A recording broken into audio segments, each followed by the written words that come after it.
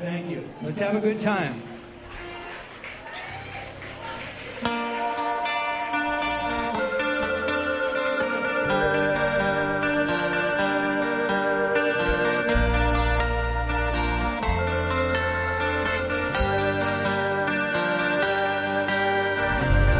Taken for a trip on a new dimension ship. Taken for a ride over to the other side. Discovered that time's been forgotten like a song that they never played on the radio too long. They never played it on the radio too long. I can't relate to where I am. People just don't give a damn. I'll find a way. Make a break, figure out what it takes while traveling at the speed of light. Changes come, they affect their sight. Now it's been 7 years, almost there, the planet nears. Taken for a trip on a new dimension ship. Taken for a ride over to the other side. Discovered that time's been forgotten like a song that they never played on the radio too long. They never played it on the radio too long.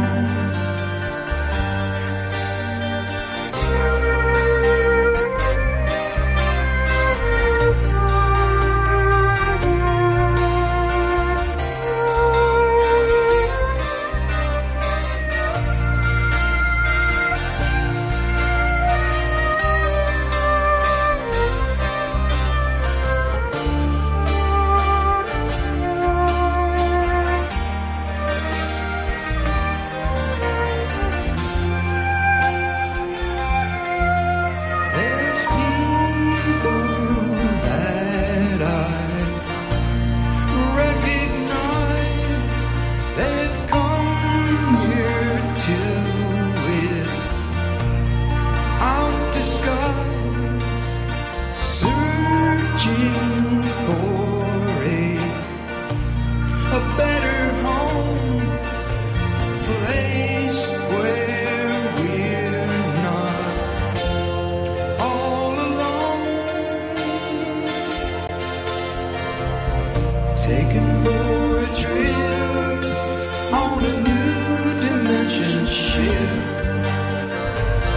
Taken for a ride over to the other side. Discovered that time's been forgotten like a song that they never played on the radio too long. They never played it on the radio too long. They never played it on the radio too long. They never played it on the radio too long. Thank you very much. Mr. Doug Wright. That was a little.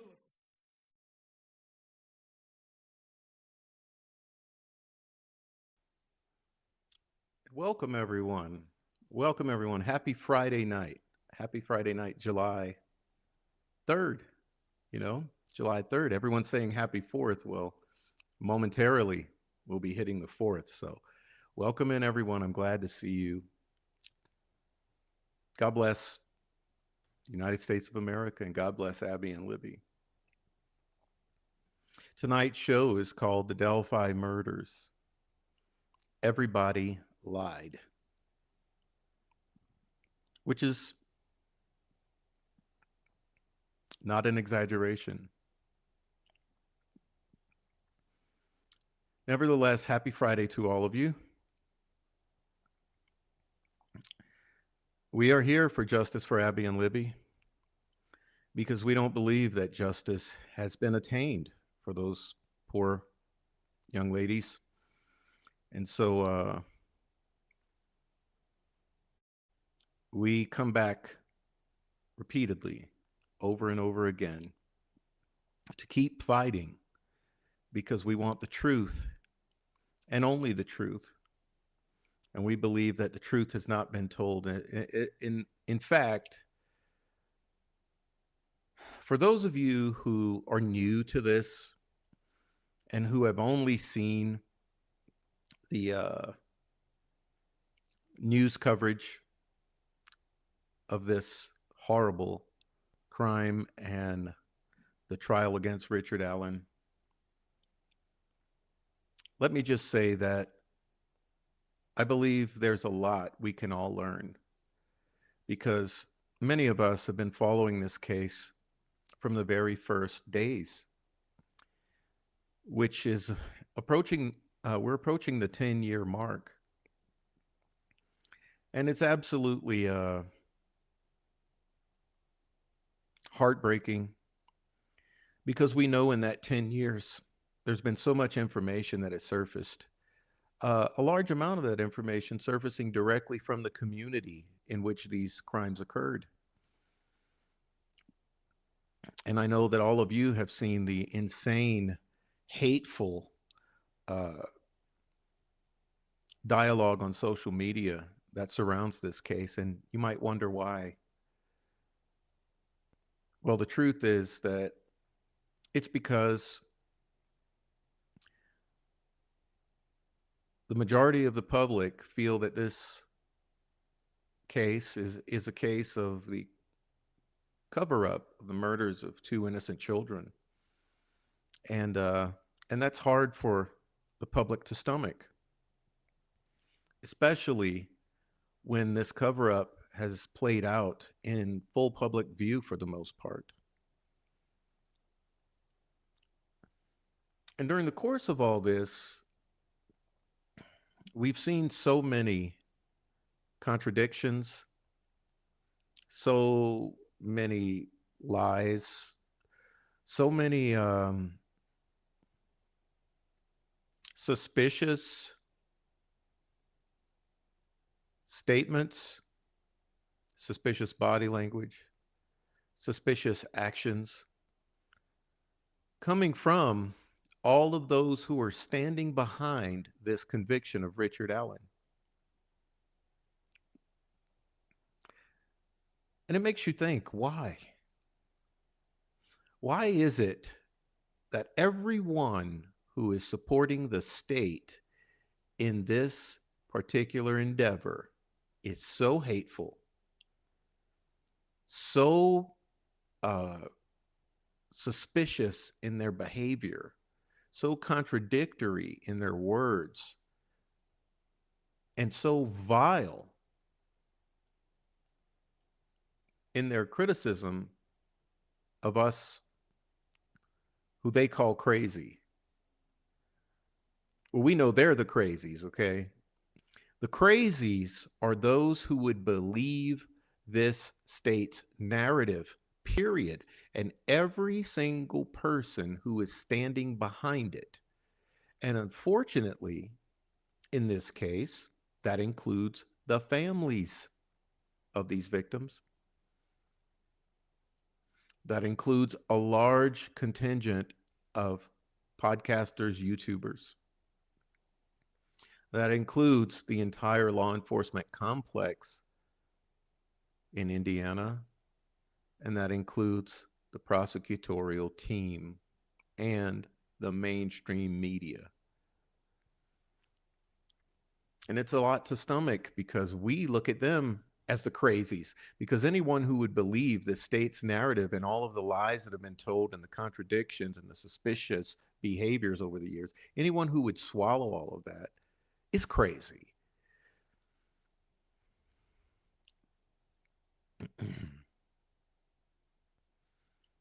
And it never ends. It never ends because no matter how much we look at this, no matter how calmly we address it, no matter how much we get a microscope out and we go over every single aspect of this, every single story, every single word of the trial record against Richard Allen, and all of this, no matter what we see, every microscopic detail reveals anomalies.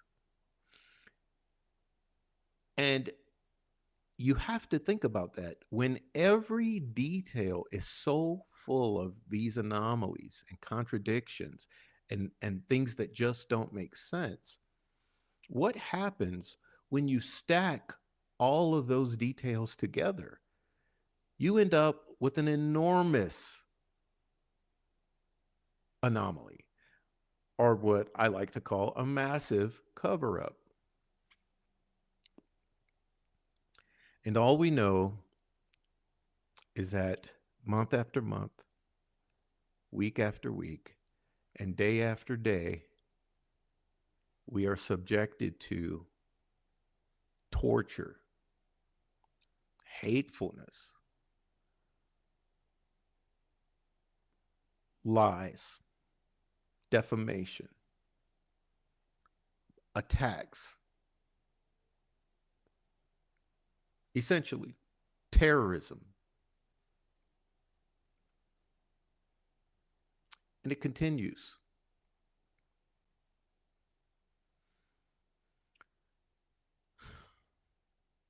Interesting because we believe that literal domestic terrorists are the ones who committed these crimes.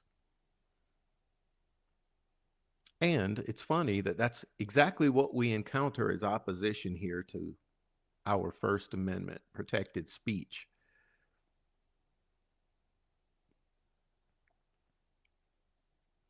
And all of this discord produces a grand distraction, a distraction that turns your eyes away from all of these contradictions, from all of these pedophiles, and from all of the things that actually make sense. The facts of the case. Facts like Keegan Kline and someone else who was operating his accounts with him lured the girls out to their deaths that day. Fact. Indisputable fact. Fact. Keegan Kline was selling child pornography on burner phones to local community members who could afford it. Fact. Keegan Kline operated in part through a Dropbox connected to his social media in exchanging this child pornography in addition to the burner phones. Fact. Keegan Kline exchanged monies and pornography with these victims.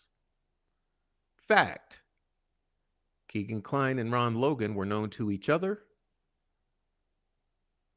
and individuals tied to this prosecution were known to Ron Logan directly and closely. Fact. At this very moment,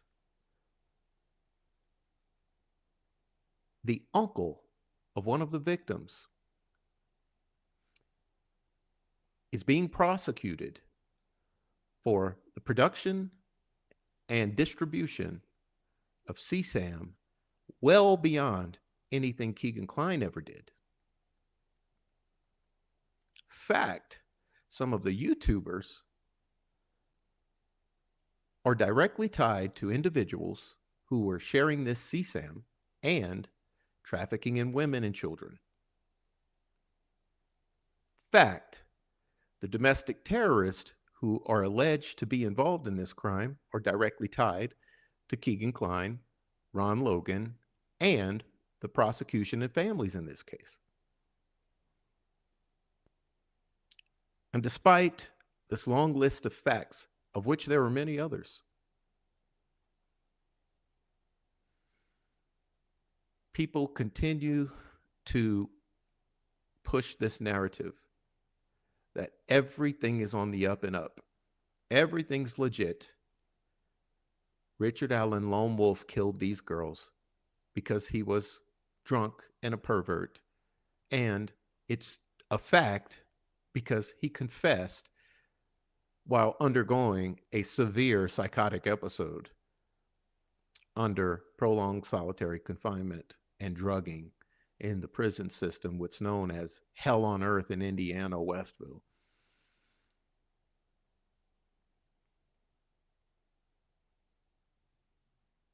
And no matter what you look at, the evidence against Richard Allen is underwhelming at best. It's highly questionable. It's not cohesive. It's piecemeal. And in many cases, it appears to be completely fabricated. Yet, they will say, he killed those girls. When we know individuals like Raffi, especially, proved years before the arrest of Richard Allen that a group of locals targeted, gathered, and brutally murdered these children.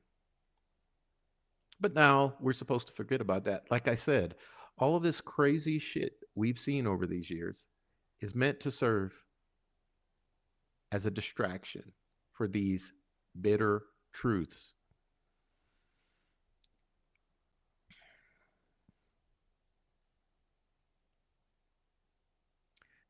And people just don't like to be gaslit because when your entire argument for the guilt of Richard Allen is built around questionable, fabricated, flimsy evidence, which you can't even point to one thing that's compelling, and you have to sit there and say, oh, there's no one piece of evidence, but it's the totality of circumstances on an unseasonably warm day that convinces us that Richard Allen is the killer of Abby and Libby. And something's wrong.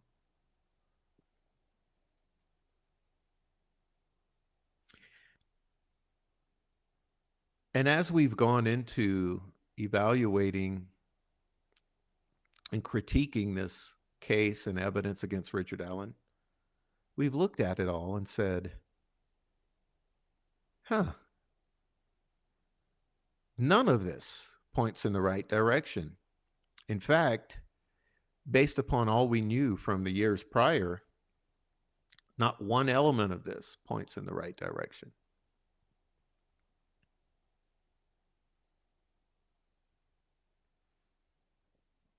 And these people have made a record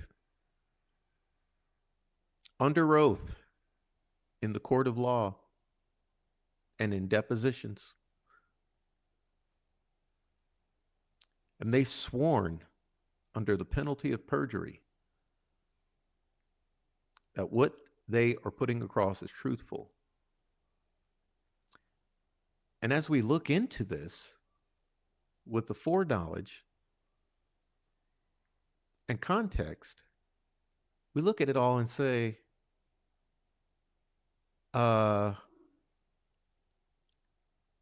this doesn't add up. In fact, we can look at it all and say, these are lies. Which leads me back to the title of the show. Not just one person lied, not just two. No, everybody lied. Everybody. Who would do that? What kind of community would come together and lie individually and stand behind this and say, this is the right thing to do, and perpetrate a massive lie under the cover of darkness? Because remember, your judge in this case ensured that this was all undertaken under the cover of darkness. And not just your judge, but your prosecutor. What kind of prosecutor seals a PCA in arrest of an individual? What kind of judge signs a safekeeping order that he's authored, or safekeeping order for a safekeeping request that he's authored, and then recuses himself? What kind of mayor is ushered into the prosecutor's office and then ushered onto the bench as a judge? What kind of state police consistently contradict themselves, hide facts, delete evidence,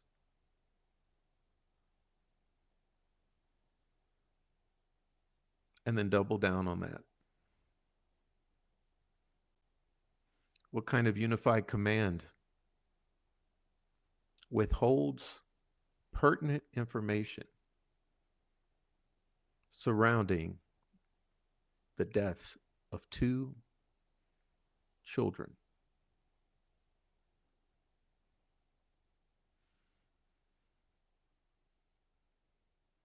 Everybody lied.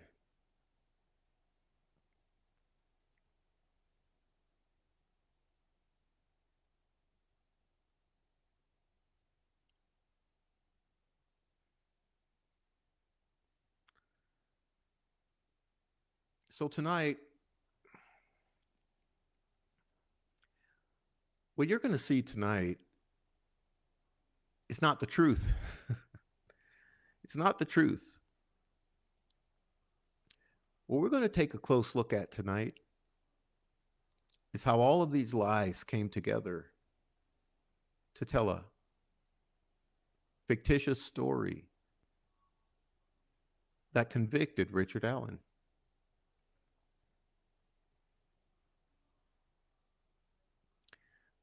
We're going to step through many of the pertinent points that led to this conviction by laying out a series of events that didn't happen in order to paint a picture that pointed specifically in one direction, and that's at Richard Allen.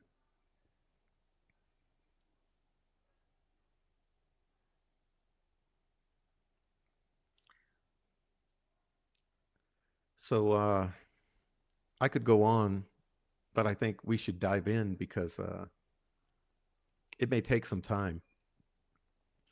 And what we're going to be looking at tonight, I want to thank Peggy O for, because this is something that she put together for her personal use that she's allowed me to take a look at and share with you tonight.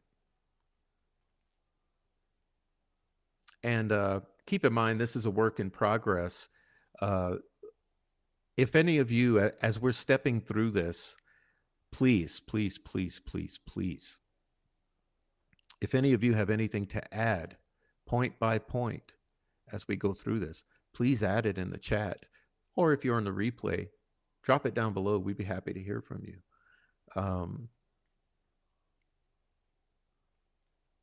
Because what we need to do is crowdsource this information as we piece together this story and add to this presentation, because together we're much stronger than any one of us. Time is so limited, and the amount of information in this case is so overwhelming. And that's after the deletion of everything that actually mattered. But there's so much information, it's absolutely overwhelming. It's a mountain of information. But like I said, we need to go ahead and come together and contribute individually to this crowdsourced project so that we can improve it, improve the accuracy of the information, add the question marks where they need to be, and really piece this together, take it apart, and all of the above. Okay, so without further ado, let's get on into it, and I hope that you guys get something out of this. And like I said, new viewers, just hold on tight, because what you're going to hear right now is a story of a fictitious nature, a fairy tale of sorts, an unseasonably warm pile of bullshit. But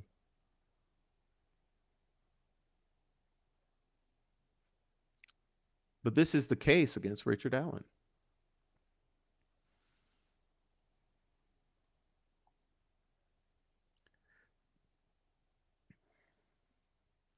Now, before we get into this story here, keep in mind that a huge piece of evidence in this case, in fact, the very evidence that made it viral in the first place, was evidence taken from what was allegedly Liddy's phone, one of the victim's phones. Interesting to note that that phone had been wiped, okay? So I guess the first point maybe you guys in the chat should chime in on is why is it that our victim's phone is extremely thin for the phone of a 14-year-old girl in 2017? What happened in the weeks and months prior to these murders? Why is our victim's phone completely wiped, full of gaps, and totally incoherent when you start digging into the alleged validated information from the Celebrite extractions, etc.? Any case, we're going to get into this, okay? So this right here, we're starting after the missing gap of time on this victim's phone, okay?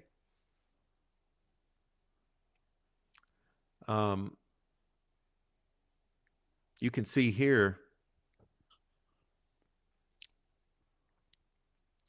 this says David McCain's photo, Monon Highbridge, April 26, 2016, Delphi murders.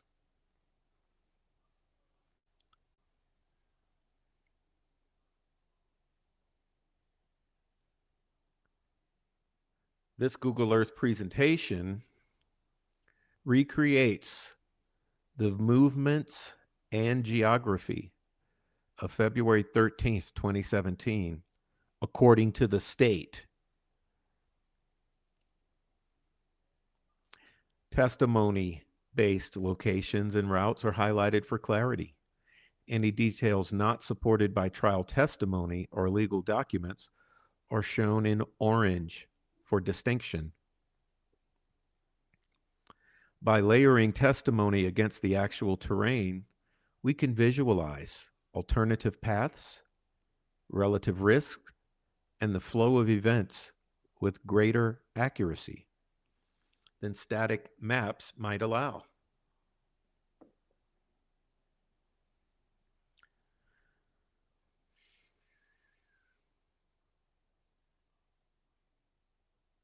Overview.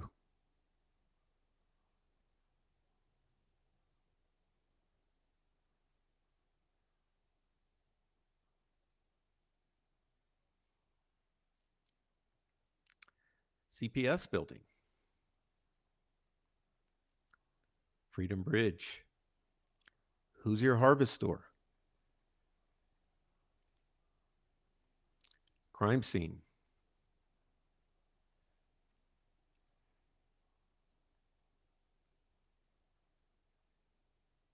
Cemetery. High Bridge. Weber property. Logan property.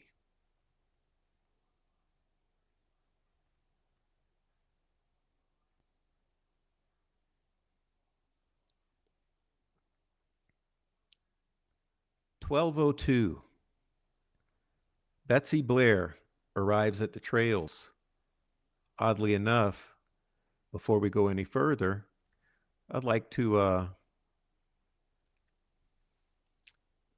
just emphasize to you that although multiple cameras exist on this building, which recorded video, this entire case is based around screenshots. And that's an important pin for you to put into this.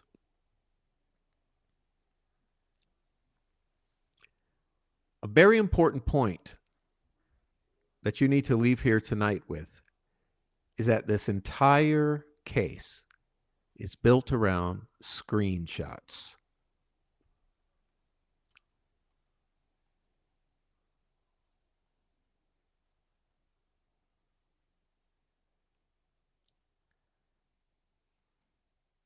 This is your building. This is your parking lot. You can see that this camera is facing in this direction from right here behind the parking lot.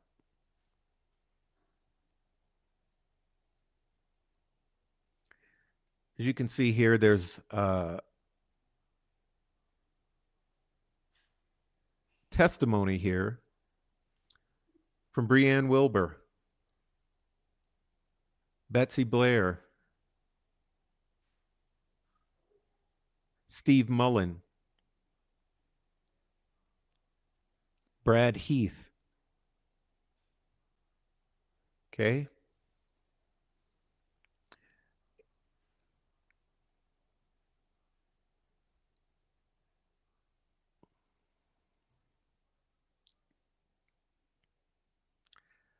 This screenshot states Exhibit 214, which they claim is Betsy Blair's vehicle arriving.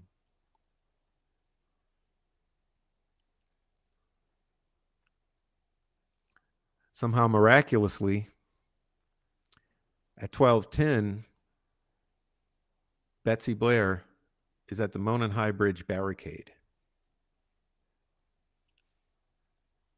which is here.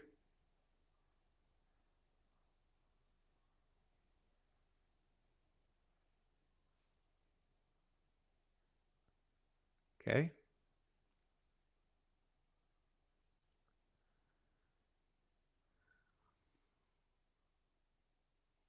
We're going to show you here State's Exhibit 212, which oddly enough is a screenshot.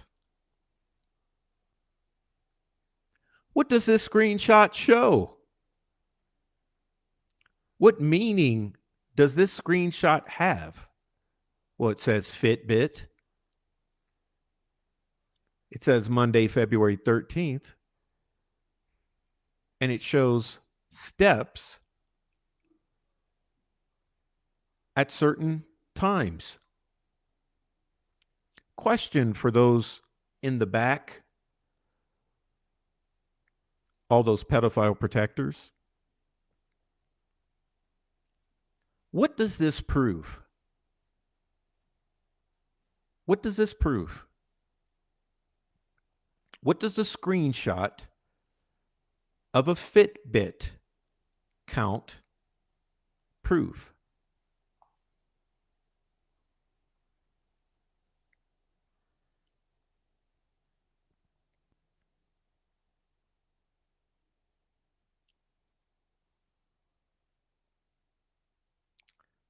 This next slide says 1217 Betsy Blair trail split approximately.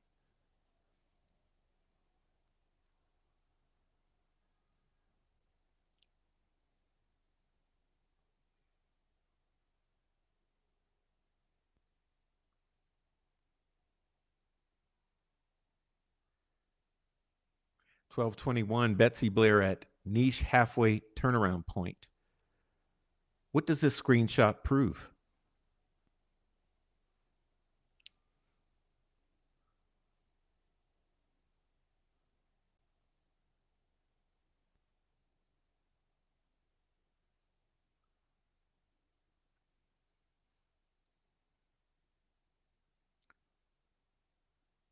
(1225) Betsy Blair at trail split approximately. What does this screenshot prove?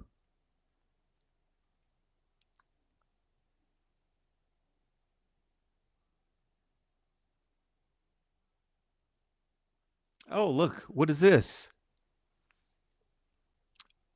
Another screenshot. This time black and white, because why should we provide the actual digital file with forensic data?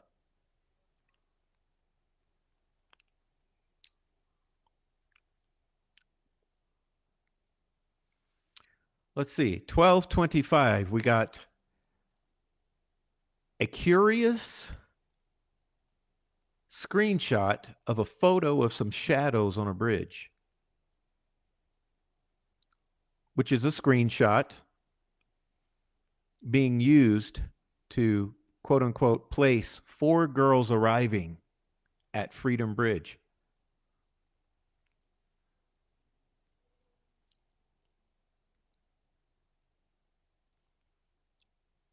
Thank you, Suede, and thank you, Kate. And thank you, David Rogers.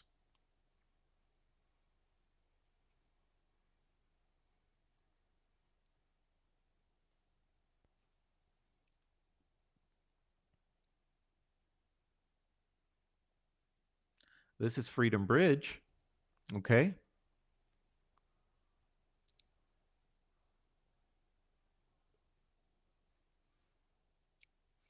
Okay, Freedom Bridge. Okay, I've been there. Let's take a look. Looks legit. States Exhibit 318, a screenshot of a photo of Freedom Bridge. What is this? A screenshot from Snapchat. Remember these were called the Snapchat murders? Question. Why did we ever stop calling this the Snapchat murders?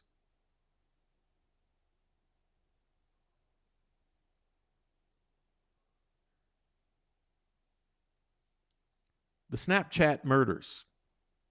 But here we have a screenshot from Snapchat.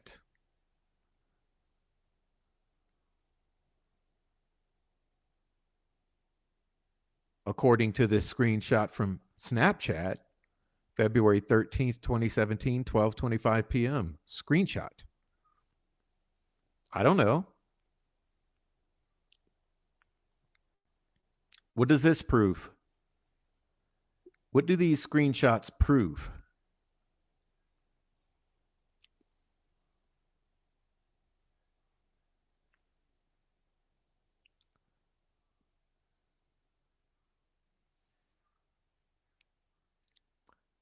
According to the state, 1226 to 1242, the four girls walk to Monon High Bridge in Deer Creek. The four girls are east of Freedom Bridge and walk along the 501 per Voorhees' testimony. After going to High Bridge, they go to the creek.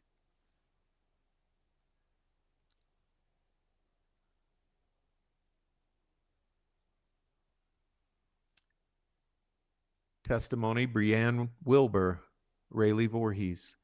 The four girls go down the hill to the creek.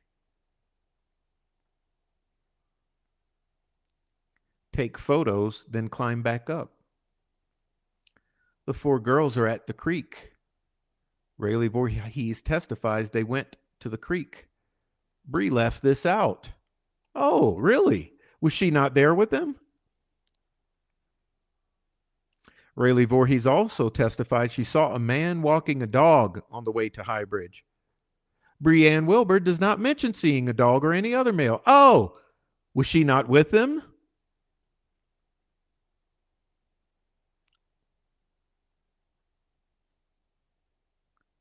Douglas Rice, the gentleman who you heard from in our introductory song, bless his soul, rest in peace. The final details I have never openly shared before. They had walked down the 505, not the 501. And on the way back out, not long before they ran into Bridge Guy, they crossed paths with a man with a black dog, not a woman. And when a member of my Facebook group told law enforcement the next day he had seen a white truck parked near the Freedom Bridge, the deputy told him it belonged to a man with the dog. So that man was not too far in front of Bridge Guy heading up towards High Bridge. I know the man's name, but he won't speak. I've been told, however, he saw the girls as well as Bridge Guy. Oh, really? He saw Bridge Guy? Not together, however, but at different places on the trail. And here you have the direct exam of Bree Wilbur.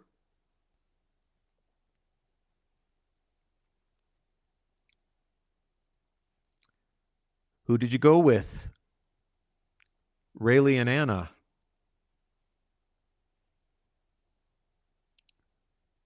Did you see people on your way back? Yeah, we saw a few people, yeah. Did you take pictures on your way back? We did.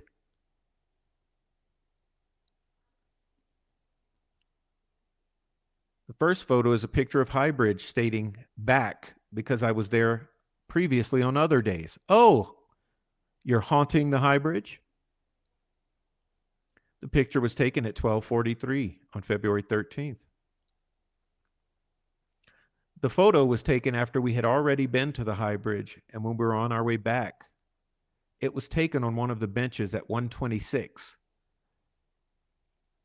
After the picture was taken, did you see people on your way out of High Bridge? Yes, we saw maybe one or two people on our way out. Oh!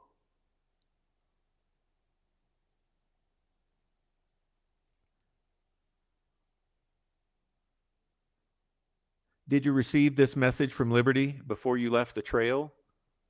Yes, we were still on the trail when she messaged me. Oh, Liberty German messages you on Snapchat while you're still there and you leave?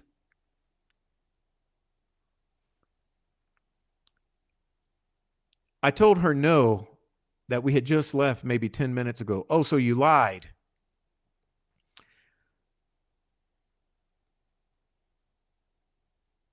So when Libby says, "Are you still here?" you lie and say, "No, we just left 10 minutes ago."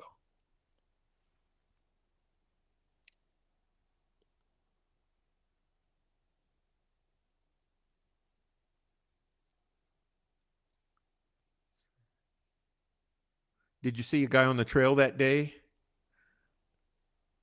that looked to be around 20, had brown, poofy hair? I don't recall. Oh, you don't recall. You don't recall.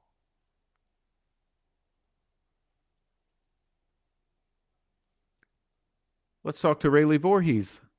So you're at the High Bridge. What do you do besides walking to the platform? I went on the platform to take pictures. Then I came back off of it. I went down underneath the bridge to take pictures. Okay, what camera were you using? A Nikon camera. When you get to the High Bridge, you go out on the platform, you say you come back and you go down off the side, you're looking at the High Bridge, you're walking on the trail. Which side do you go down? The right side. Is there a path? No. Did the whole group go down? Yes. When you went down, did you go all the way to the water? Yes. Where'd you go from there? We went back up the same way we came down and we started to walk back towards Freedom Bridge to go home. Oh, and that's when Liberty messages you and said, or messages Bree and says, "Are you still here?" And y'all say no. So after you take the pictures down by the water, you're back at the trail. Do you see anyone on High Bridge while you're there? No. Did you see anyone on your way back to town? Yes. When I was almost back to Freedom Bridge, a man walked by. I said hi to him. Was this the first person you saw on the way out? Yes. But I had seen another person walking their dog when I was walking towards Freedom Bridge, when I myself was walking towards Freedom Bridge. When I myself, were you alone?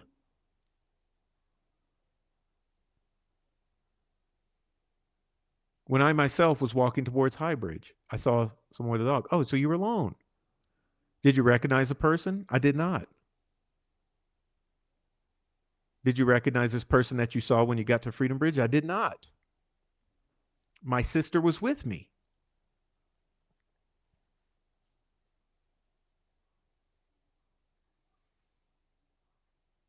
Did you or the other girls with you have any conversation about this particular man as you were walking out? I just told them that he seemed to be unhappy. They didn't notice him particularly, so they didn't have a lot to say. Oh, so they don't see the man.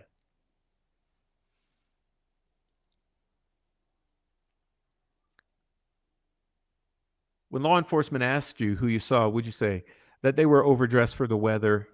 They were wearing darker clothes. They had their face covered. Were you able to see the man's face? No, he had something up over his nose and mouth.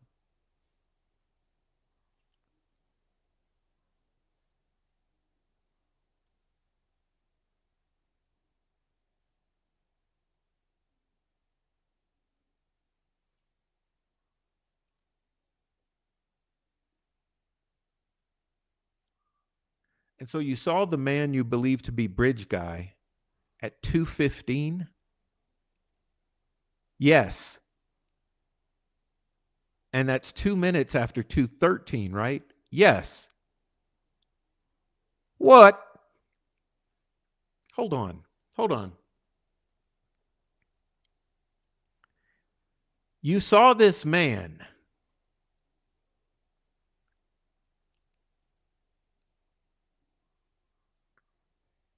at 2:15?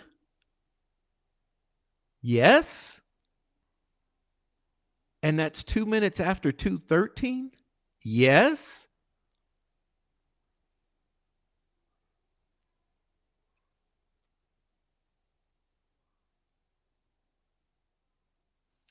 Does anyone have a problem with this?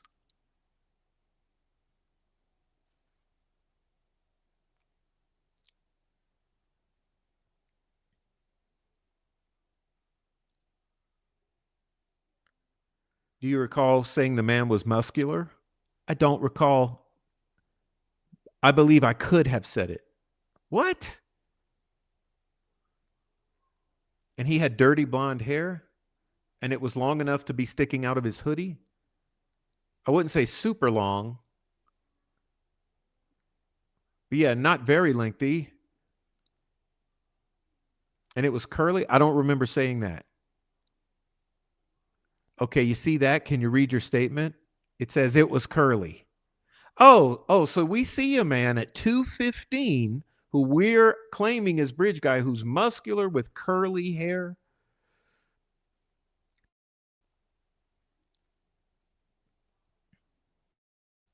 You also said he had brown eyes and a wrinkly kind of face. Yes, square jaw.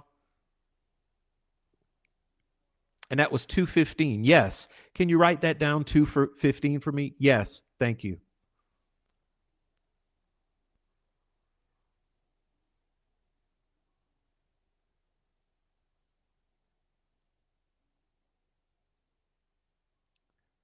Rayleigh Voorhees, you said on your way to High Bridge you saw a man walking his dog. Yes. Which direction was he walking? He was walking towards Freedom Bridge.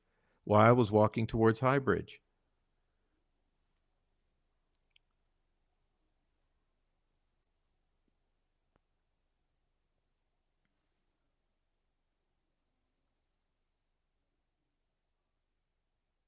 Sounds legit? Question. Sound legit yet?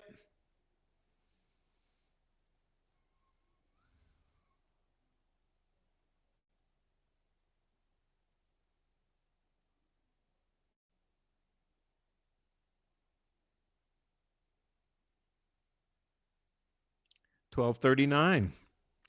Unknown phone number 2 is near the crime scene.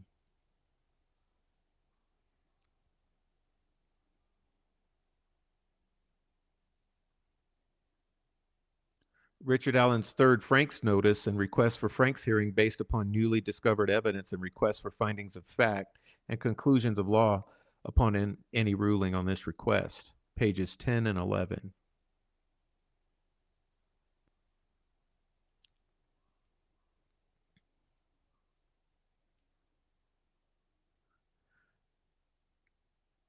Geofencing evidence in Jerry Holman's September 22nd, 2023 report provide new information. Specifically, the defense received certain geofencing evidence that at least 3 persons were in or around the crime scene at the time while the murders were taking place, according to law enforcement's timeline. None of the owners of those 3 phones have any connection to Richard Allen. This geofencing evidence would provide evidence of any of the following. Those persons walking with the phones are witnesses that would have observed the murders as they were taking place, and none of them identified Richard Allen. Or those persons walking with the phones were witnesses who observed absolutely nothing as the murders did not take place the afternoon of February 13th, 2023. But the victims were taken to the crime scene after the search was called off in the wee hours of February 14th. Or C, those persons walking with the phones were participants in the murders. Said geofencing evidence was so important to somebody involved in this investigation that they created a fucking map and plotted the movements of these persons, including movements that show that at least one of these persons was within 60 to 100 yards of the crime scene at a time while the murders would have been being committed according to the state's timeline. Furthermore, the map shows the other 2 phones and the persons carrying those phones were in and around the crime scene between 12:39 and 5:49 p.m. on February 13th, 2017. The defense has sought out but has not been provided any documents or reports that contradict or refute said geofencing evidence, but it found no evidence, nor has the prosecutor provided any when defense requested reports on said geofencing.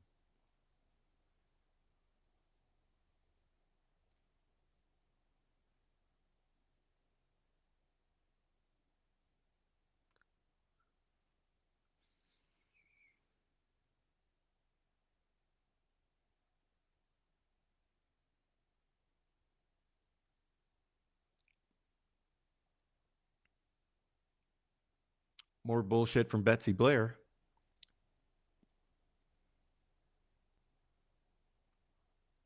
Fitbit screenshot. Oh, what do we have here? 12:43, 4 girls at High Bridge. We got another screenshot.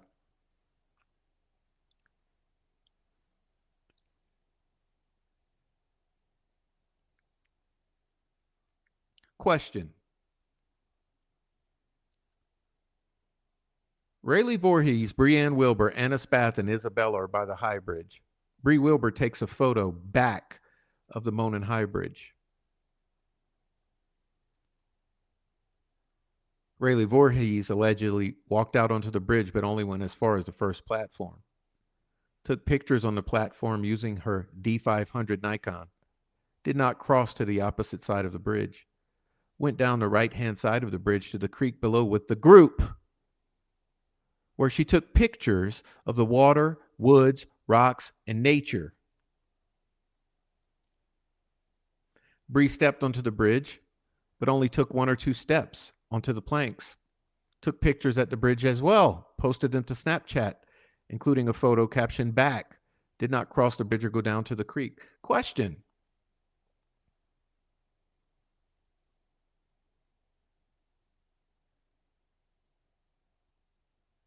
Where are all those other photos?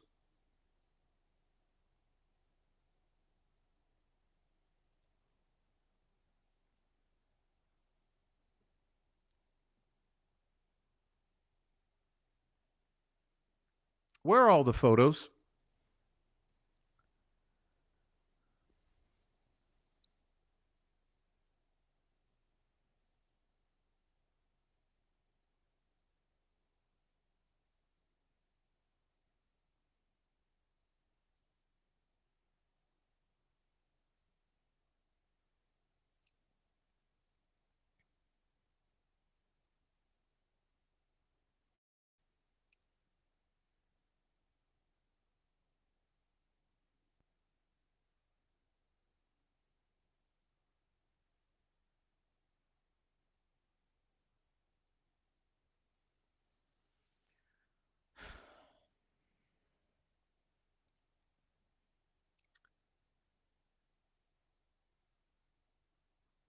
$12.56.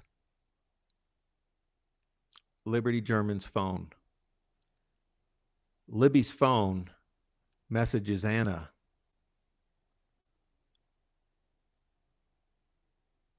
Can Abby stay for dinner?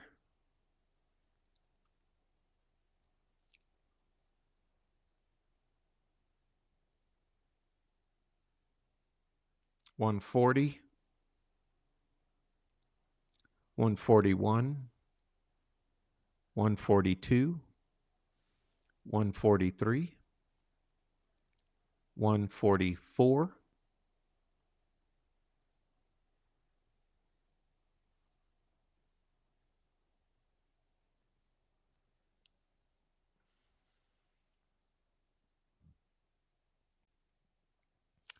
oh, look, it's Betsy Blair's screenshot again, proving nothing.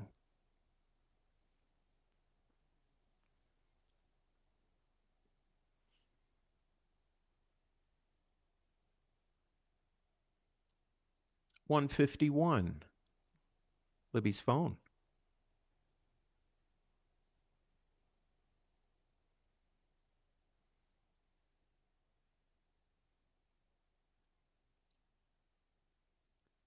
Anna messages Libby. It's okay by me, but I'm working at the dock from 4 till maybe 7:30 or 8. I can come pick her up after that.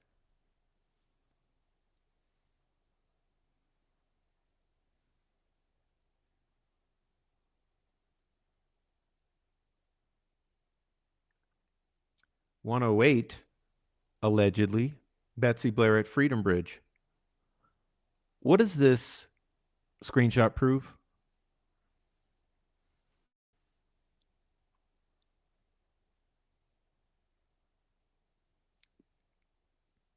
$115, another screenshot from the video, which was withheld from the public, one of many. However, this screenshot is supposed to be proving that at 1:15, Betsy Blair departs the trails to use the restroom at the Delphi Library.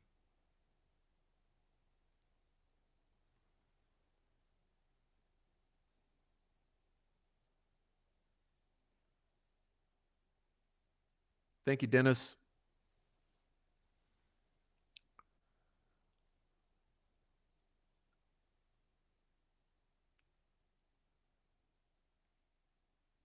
Thank you, Betsy. How many questions did the prosecution ask you about the car you observed at the CPS building?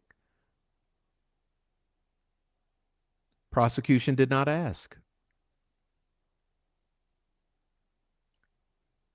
What times did you go to the trail that day? I went to the trail 2 times. The first time I walked for a while and left for about a half hour. Then I came back and walked again. Do you know approximately what time you got to the trail the second time? So the second time, I would have gotten to the trail about 1:45. What time do you think you left the trail after going on your walk? I believe it was about 1:15. When you left, can you tell the jury how many cars were in what we call the Mears lot? Yes, how many cars were there? Just mine.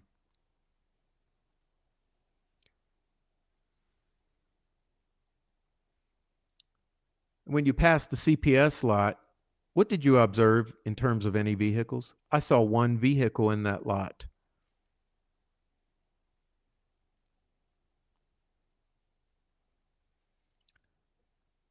Kind of looked like somebody backed in. What else, if anything, did you notice about the vehicle? Just the overall shape of it. It looked like it had sharp angles, like it was a 4-door sedan. Did it remind you of any vehicles that you had seen in your time on this earth? Yes. After I thought about it later, it reminded me of a car that my father had years ago. That was a 1965 Ford Comet.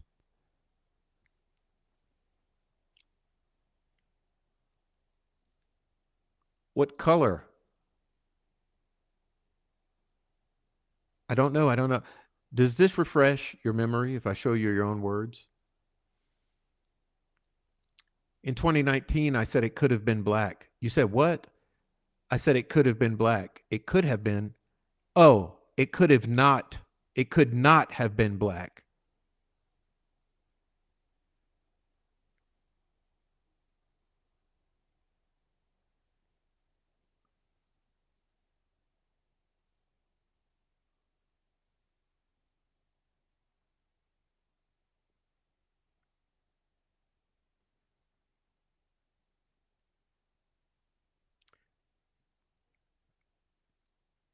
(1965) Mercury Comet that is not black. The only car she sees.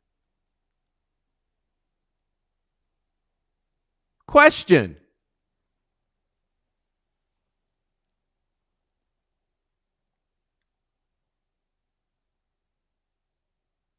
Shout out to Christina for this. You don't think that she should have seen a car any other time?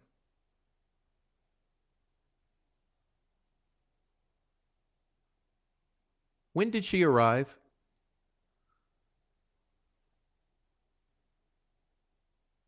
The second time?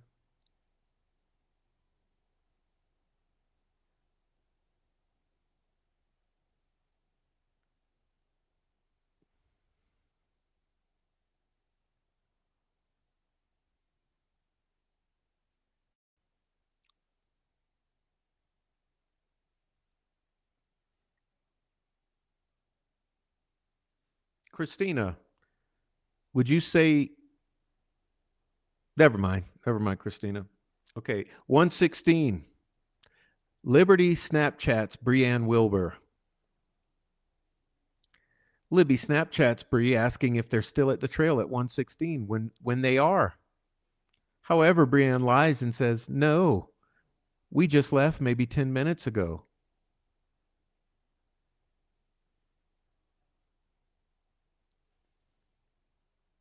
Remember, Brianne stated, yes, we were still on the trail when she messaged me.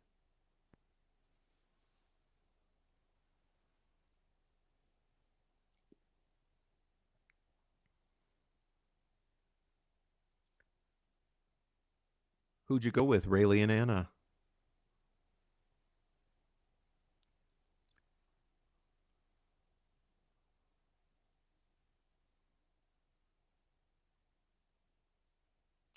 As we were walking back, she messaged me on one of my pictures on Snapchat and asked if we were still there. Did you receive this message from Liberty before you left? Yes, we were still on the trail. And what did you tell her? I told her, no, we had just left 10 minutes ago.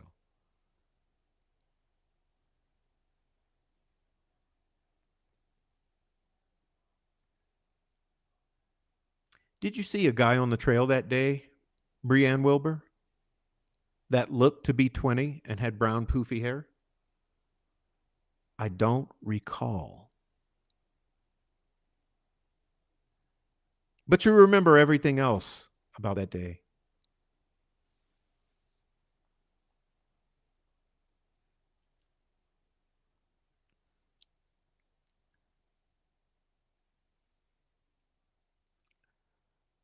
Apparently, all of these witnesses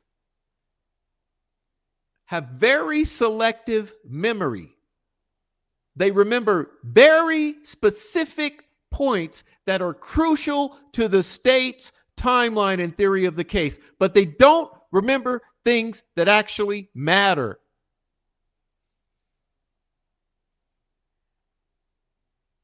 Food for thought.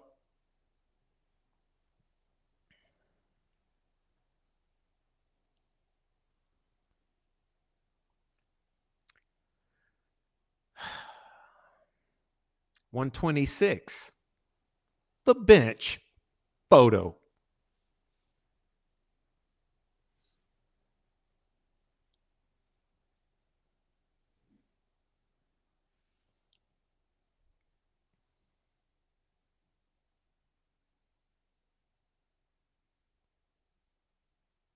States Exhibit 211.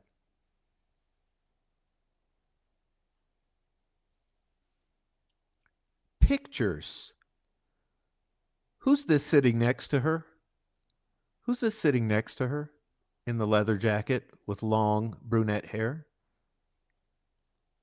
Where is this taken? February 13th, 1:26 p.m. Snapchat.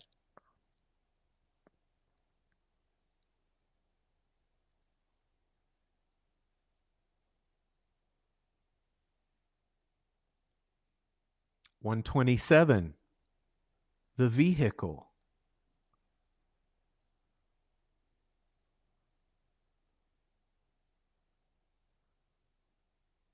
State's exhibits. Richard Allen's car, according to the probable cause affidavit, is captured via the Harvest Store camera. Really?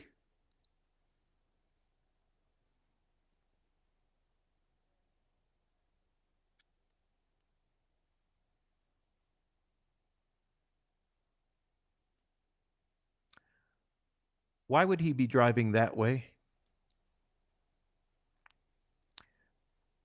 When he said in the interview with Mullen that the way he arrived is that it's that road when you're coming out of Delphi. That road coming out of Delphi. You veer right. You go past a few houses.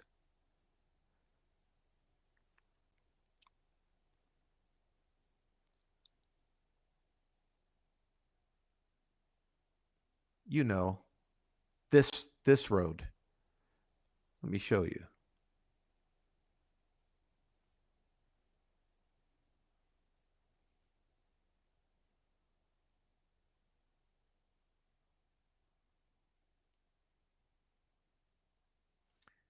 I need to go north. Okay. Come on, northerly. Oh, come on, Prof.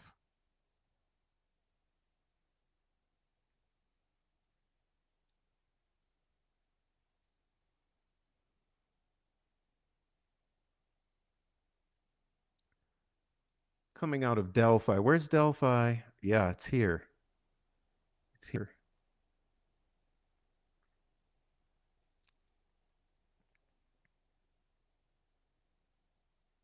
Coming out of Delphi. You veer right. Oh, look. Parking location.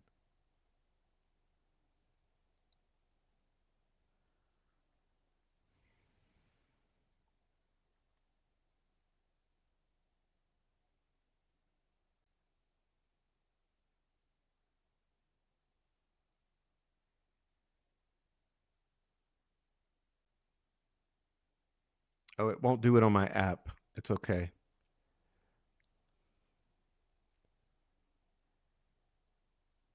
Samuel Milroy.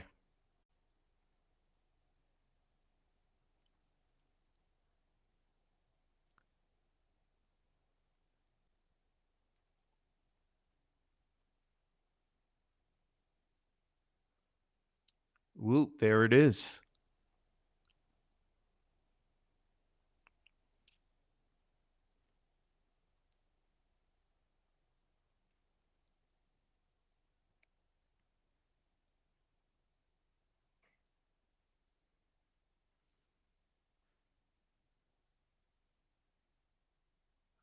You go up, like he said, you go up, then you get on the trail, just like he said.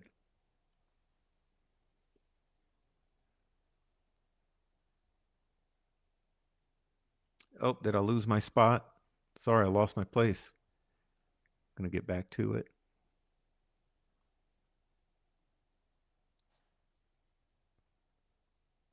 There we go.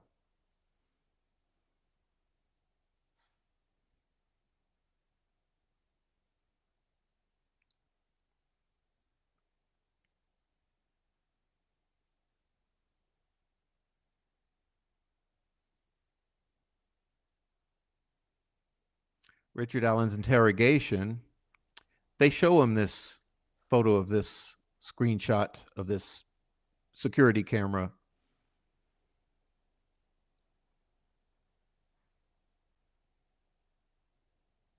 They tell him he parked at the CPS building. Okay. Richard Allen obviously is terrible with maps because he is duped and he believes out of confusion when they point to a location and say this must be where you parked. He said he uh, agrees out of ignorance, not knowing maps well, when it's clear from his description that he parked over here. Now, keep in mind, this is a location, this is a location. Look at how close they are. Freedom Bridge is here. You see how it triangulates? You got the CPS building on this side, east, northeast of Freedom Bridge. You got the actual parking location west of Freedom Bridge. Richard Allen is simply confused.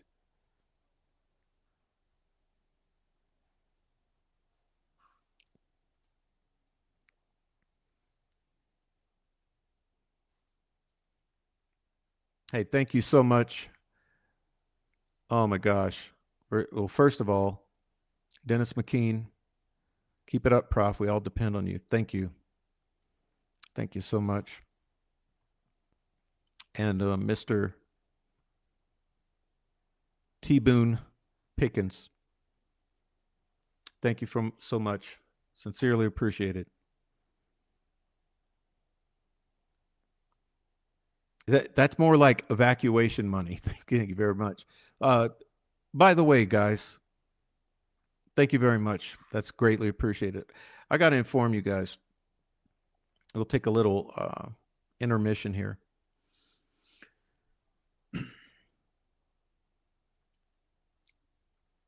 The fire situation here is still extremely dire. Um, we have terrible smoke. Okay, terrible smoke blowing this way. We've got a fire that's slowly approaching this county. Just last night got its first evacuation warning. So you guys pray for me, and thank you, T Boons and Dennis and everyone for the support, because it's getting dire here. We got a lot. We got a lot of concerns in this region here in Colorado.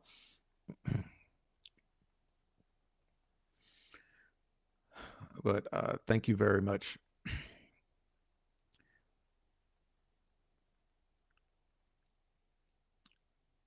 Okay, now I want to show you guys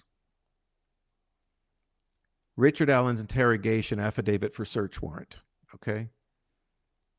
CPS building. See how they're showing him this photo, which Peggy has put up. This is the car. Okay.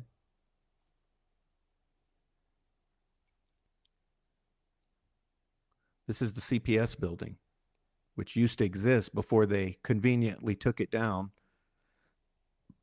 prior to this trial.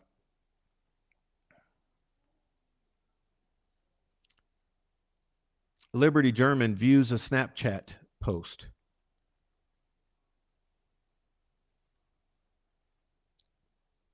$139. 140. States Exhibit P. Libby calls Daddy-O. Battery percentage 17%. Snapchat app in the foreground.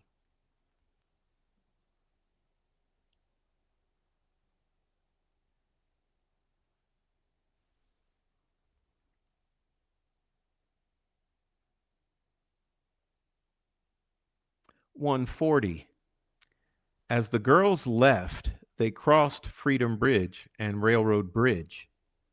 An individual by the name of Betsy Blair was returning to the trails to finish her walk. Betsy Blair is seen on the video at Hoosier Harvest Store on 300 North, traveling eastbound at 146. Blair saw the girls, really, walking above as she went under the railroad bridge. Okay, 146. Betsy witnesses the girls near the Freedom Bridge, or the other little bridge that goes over Route 25. Right here.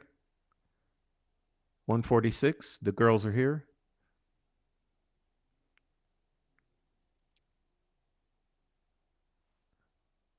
We just left 10 minutes ago. They lied to Libby.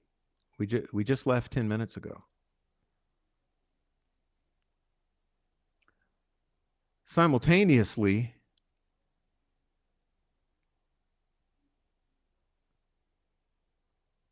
$141, Defendant's Exhibit P, Liberty German, has a still image depicting an up-close view of Liberty wearing a tie-dye shirt, has her tongue sticking out. Liberty's right shoulder, there shows a person wearing a gray hooded jacket, presumably Abby. The photo appears to have been taken inside of an automobile.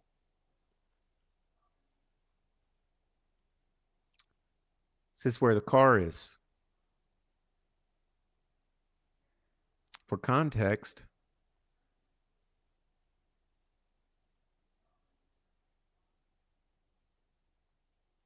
here's how far you are from the bridge.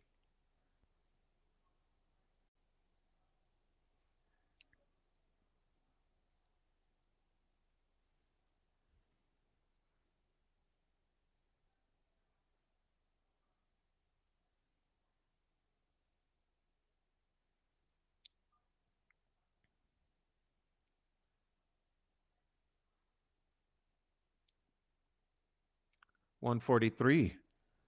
Liberty German Snapchat, States 1.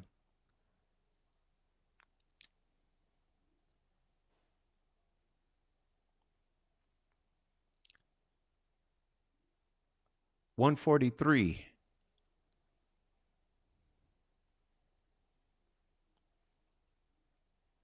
So what direction are they traveling? Westbound. Westbound. Westbound.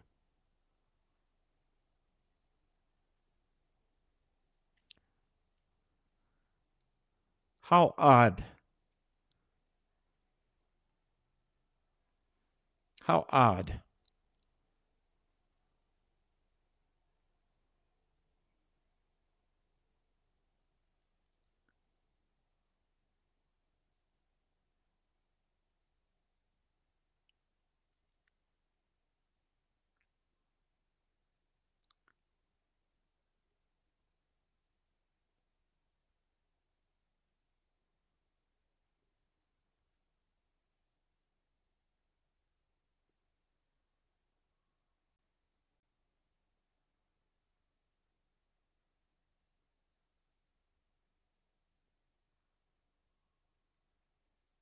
Instagram image cache, February 13th.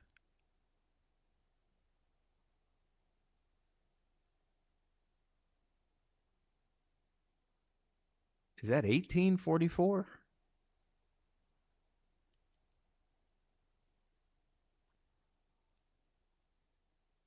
$144.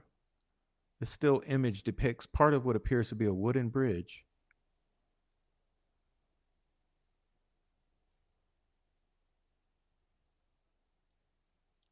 Do those shadows look right?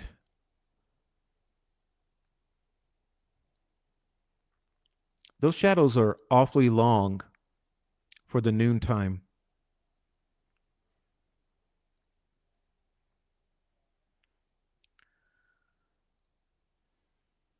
Thank you very much, Dennis. God bless. Wow, guys, you guys are showing love. Thank you very much. I'm speechless.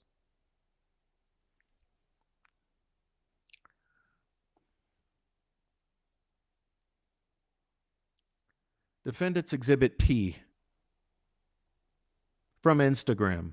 This still image depicts an up close view of a fallen tree lying on the ground covered with sticks and leaves.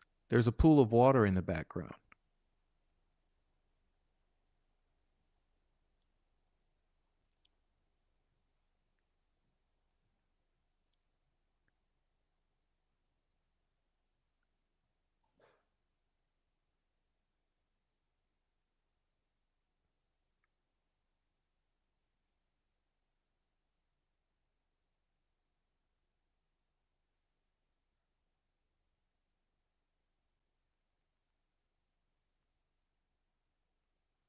I'm not saying it means anything, but notice these smaller branches here, these smaller sticks appear to be placed here. Could be nothing. Could be nothing. This looks like water. This is odd looking.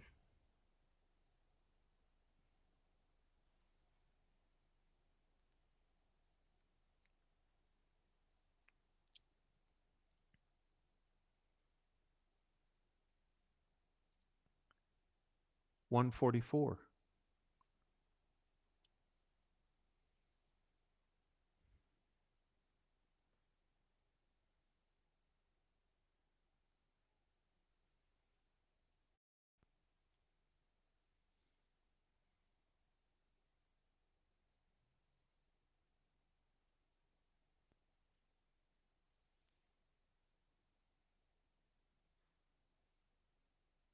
Testimony of Brad Heath. Defendant's Exhibit BB. Brad Heath, age 70 at testimony.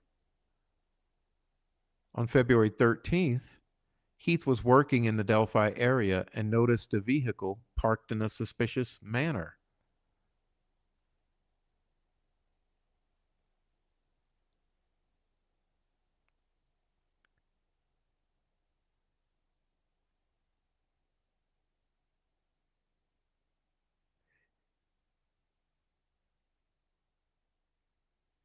Approximately 8:45 a.m., Heath drove on the Hoosier Heartland Highway toward his first job.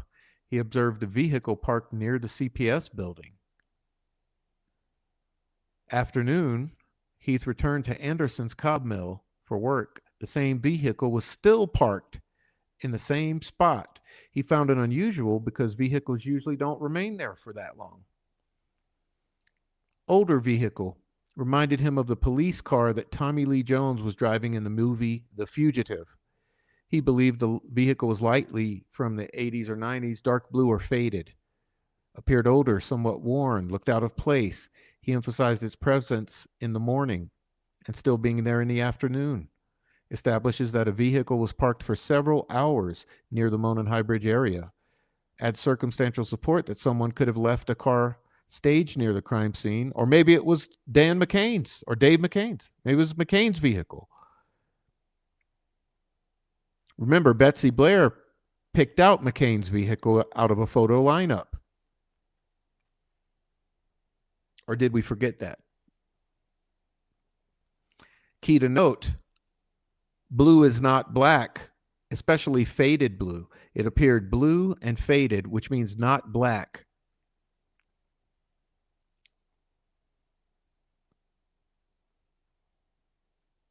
"146, the return of the Blair. After she saw the girls as she went under the railroad bridge, Betsy Blair's vehicle was captured via Hoosier Harvest Store single camera screenshot traveling eastbound."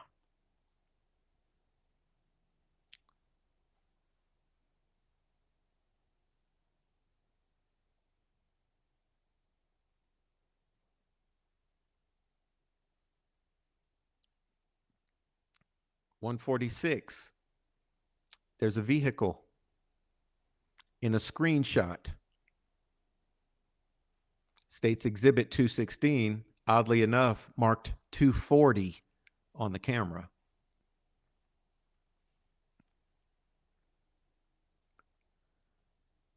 "149, allegedly, Liberty German and Abigail Williams arrive, according to the state." Up here, you have 1443 on the camera. You have a car here.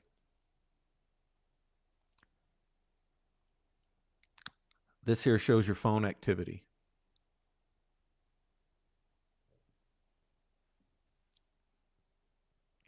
They are alleging that this is Kelsey German's car. Okay, so the allegation is this is Kelsey German's car. You can tell she's already left the mirror's interests if it is indeed her, which means by 149, if the girls had been dropped off by this vehicle, the girls were already out of that car at 1349. Get it? 1349, the girls are already gone. If they're coming out of this vehicle, which they are alleging is Kelsey German's vehicle. And of course, the way that they identified these vehicles was to allow the quote unquote witnesses to self-identify. So allegedly, we're supposed to believe that Kelsey German picked out her own vehicle in the screenshot.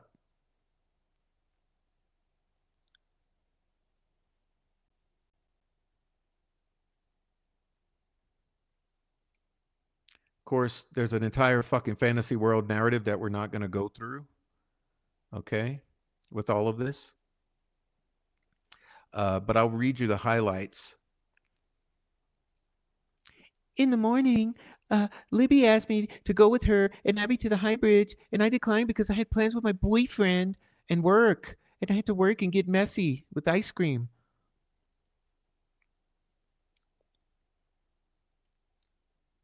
Kelsey agreed to drive the girls and drop them off, allegedly, around 1:45. Libby wore a tie-dye shirt and grabbed a sweatshirt. I told him I made him take my sweatshirts.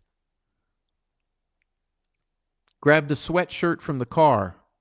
Abby borrowed one of Kelsey's gray jackets. Wait. I thought that this fucking jacket wasn't the story over the years always. Okay, stay with me here. Wasn't the story over the years always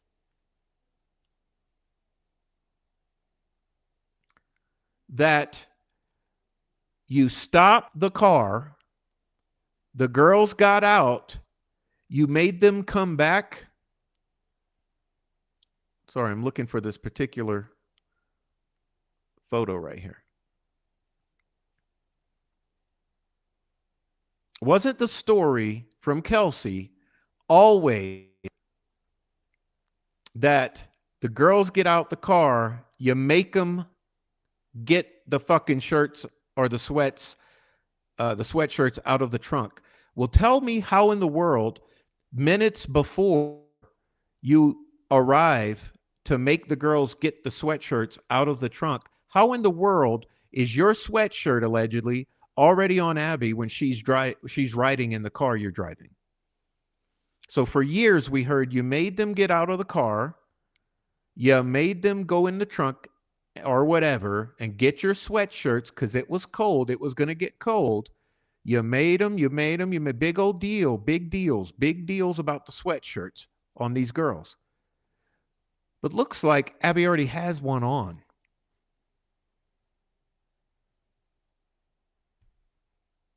Abby already has something on that looks like a gray sweatshirt, does it not?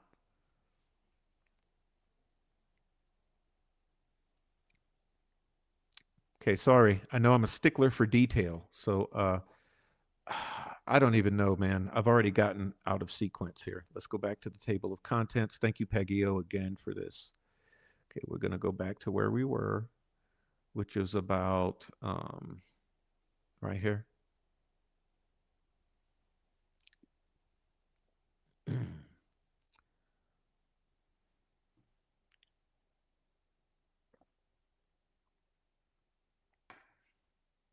Wait, did I get sidetracked and forget it? Yeah, I sure did. Okay, here we go. Abby borrowed one of Kelsey's gray jackets, which she already appears to be wearing in the car. On the drive, the girls listened to loud music like heathens and took selfies in Kelsey's car. Yeah, that sad looking selfie we just saw, you know, that sad. Okay, sorry, I got to do it. I know it's excruciating, but back to this, right? Where was it? I know I'm all over the place.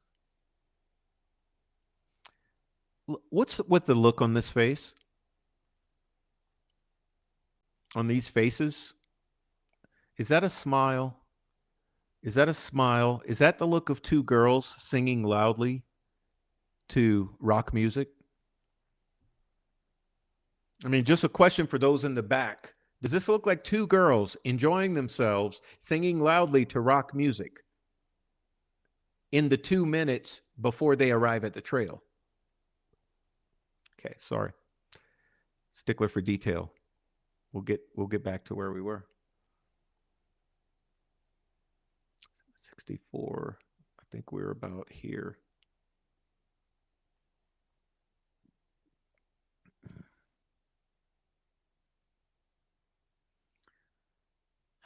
Singing loudly. Taking selfies, not smiling. She pulled briefly into the small gravel area at Mears' lot, let them out, made them take the jackets, and continued to my boyfriends.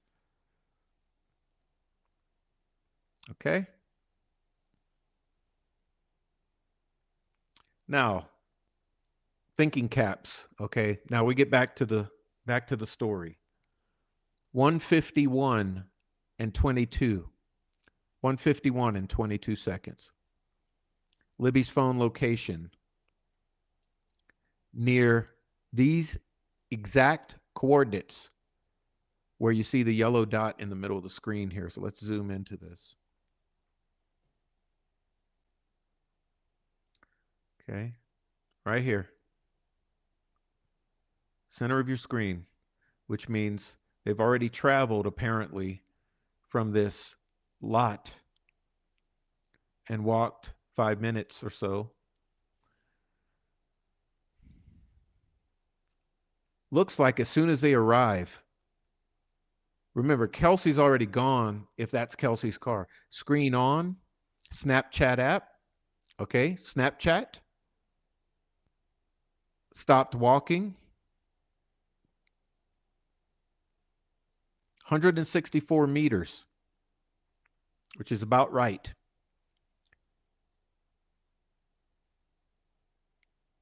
Snapchat. What are we accessing Snapchat for the moment we arrive? Who are we rendezvousing with?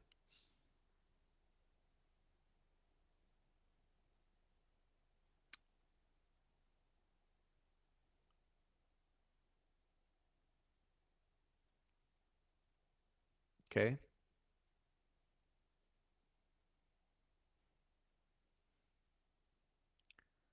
Now keep in mind, 151. Okay. Check this out. 5 minutes later, 5 minutes later, bridge guy on platform 1.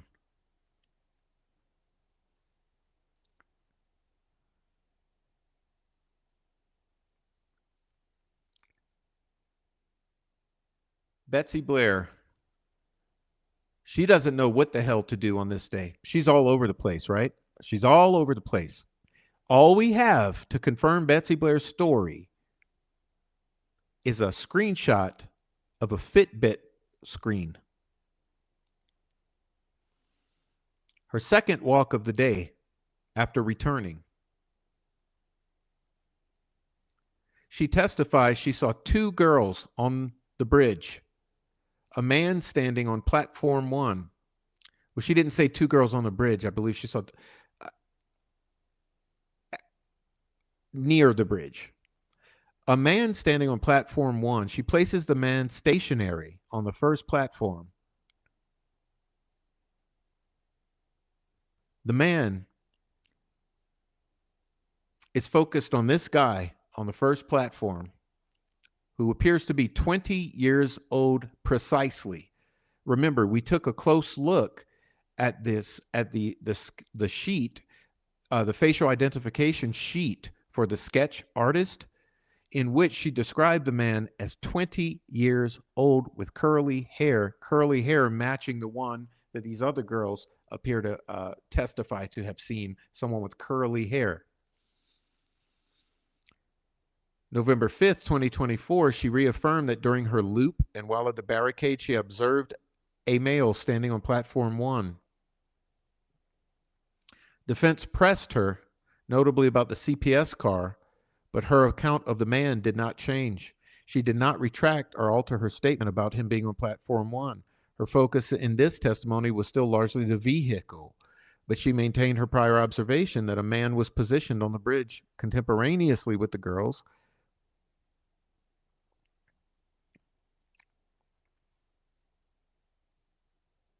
Question.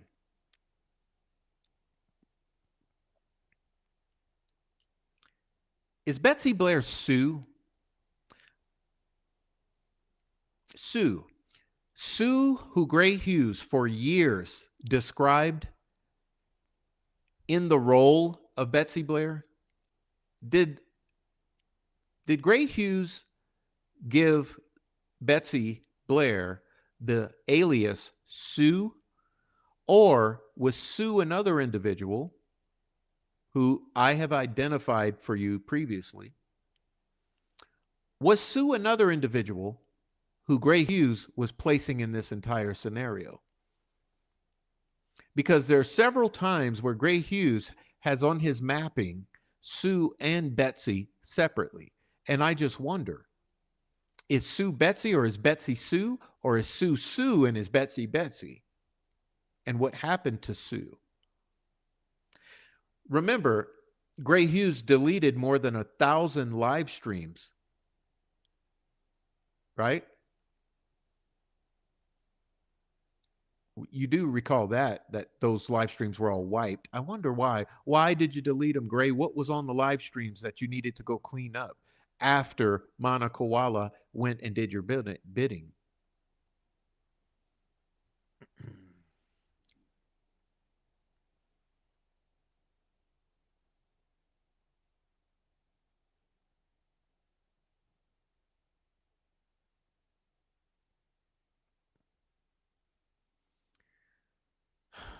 Sorry about that. I get a little pissed. Sue. Yes, Sue. We'll come back to that later because this is not in the slide presentation. I just want to know, who is Gray Hughes Sue? Okay. Let's get back to business here. We have a long way to go. We got Libby's phone location here, right? Now take a close look. Screen on, screen off, screen on, screen off, screen on, screen off, screen on, screen off. 26% battery.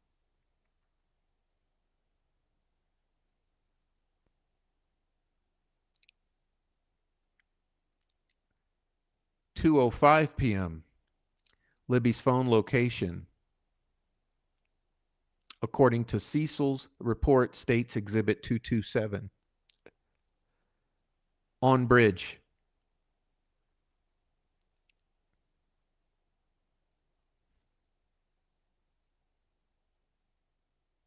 First Sergeant Christopher Cecil testified that at 2:05 p.m., Liberty's phone posted a Snapchat photo that depicted the Monon High Bridge likely prior to somebody walking across it.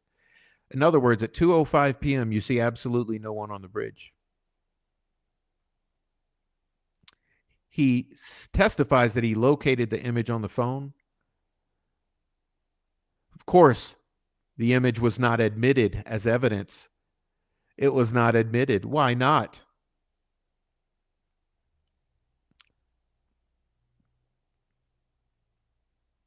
And 2 minutes later,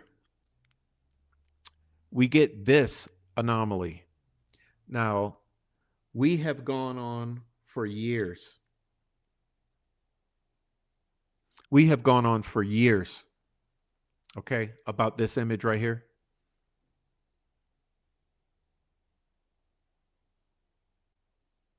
We have gone on for years about this image, and this image right here is the Achilles heel of this entire case. And I need you guys to really think about that.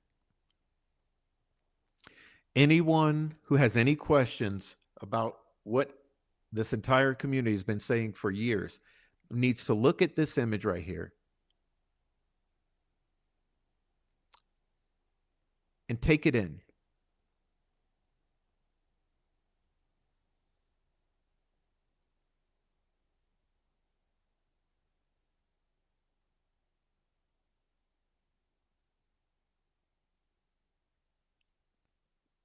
$207. Now, keep in mind, this right here is not from the phone. There's no evidence whatsoever that it came from the phone. It's not in the extraction. It is merely a screenshot that someone in the community, a relative of the victims, dropped on into the world, placed this into the world, right? Let me move myself down here.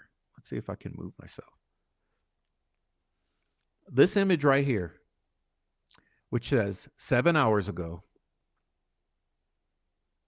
which was not from the victim's phone, which is not in trial,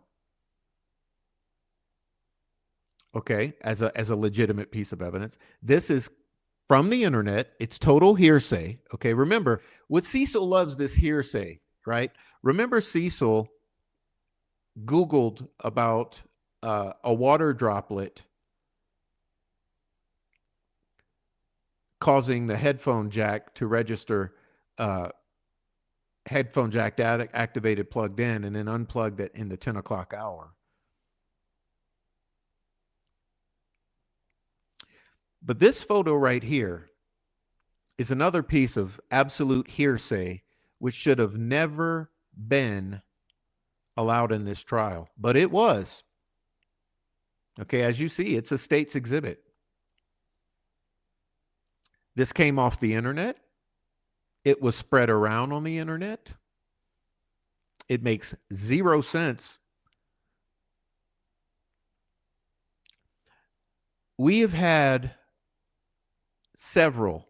Now, several usually means at least 3, right? So I accurately use that term. We have had several forensic Photoshop analysts look at this image, and all 3 came back to us with the same conclusion. It absolutely is Photoshopped. This image absolutely displays telltale signs of Photoshopping in multiple ways.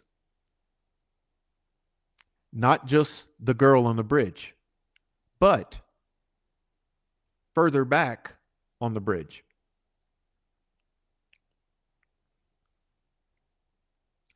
So what is this image? Where has this image come from? What is the source of this image? Who created this image? And why or for what reason did someone close to the victims insert this image into the public narrative on social media? And how on earth did the prosecutor allow something of this nature to be used as evidence in this trial?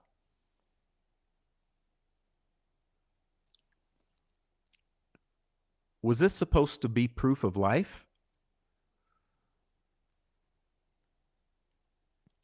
Because you have to think strategically. What would be the motive of doing such a thing? If we know it's not authenticated, if we know it didn't come from the girl's phone, if we know a family member dropped this onto the community,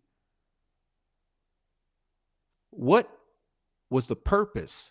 What was the motive behind doing such a thing?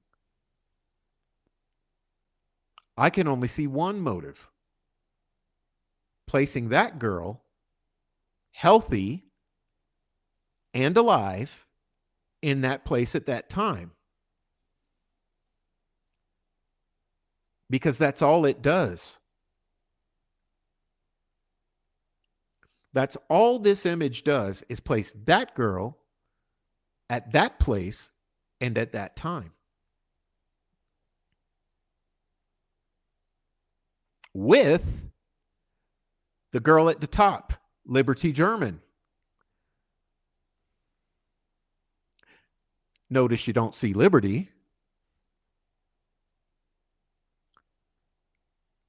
In some ways, you almost get two birds with one stone. You get Liberty by the fact that her account is allegedly posting this in this scenario, and this girl is being photographed allegedly by Liberty. So this, in some ways, puts both these girls at this place at that time, alive and well.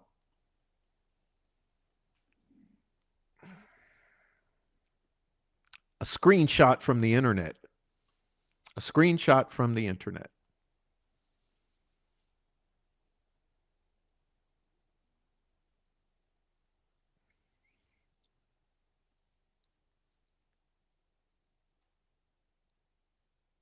And of course, Breanne Wilbur testifies to recalling seeing this at 2:07.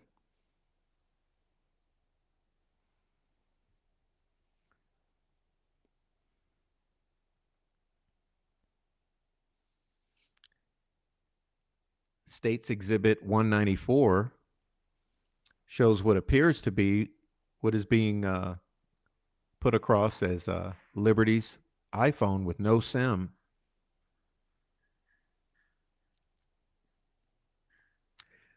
Up here, you'll notice these are all standard factory default apps. No apps are uploaded into this.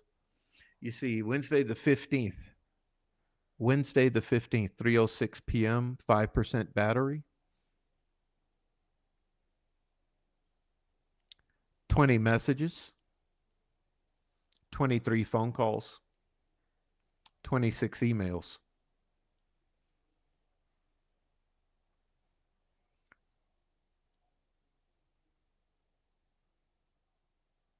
State's Exhibit 188.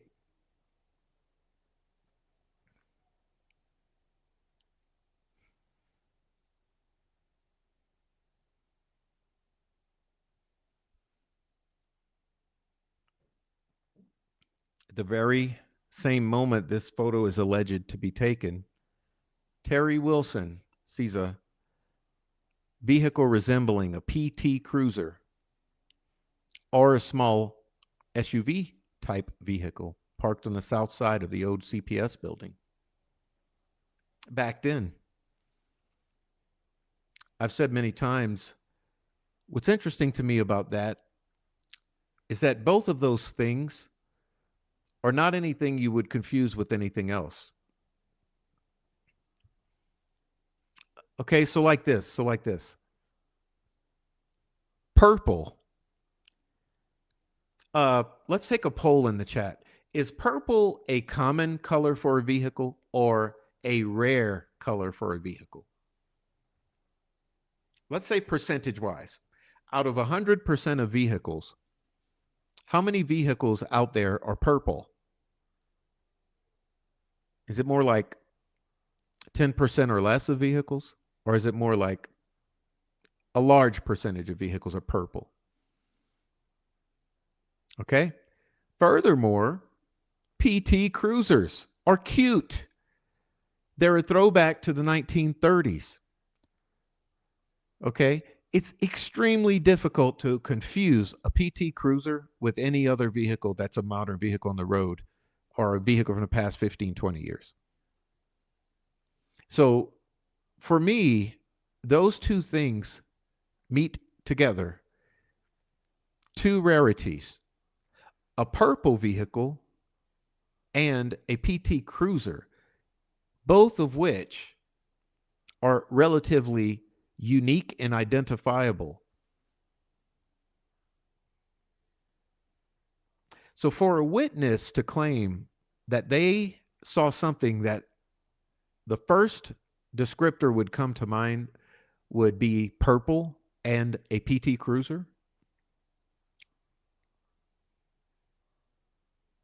leads me to believe that the vehicle that was witnessed by Terry Wilson was something like a purple PT Cruiser and nothing else. Not a black, not a brown, not a blue, not a white, red, or yellow, but indeed a purple PT Cruiser or something that would be extremely reminiscent of a PT Cruiser.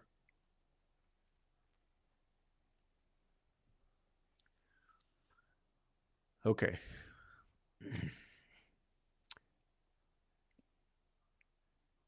Again, at the same time that we're supposed to be having this encounter on the bridge,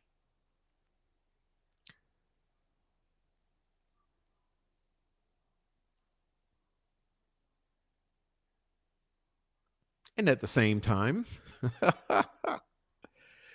back to Betsy Blair's screenshot, right? Which proves nothing.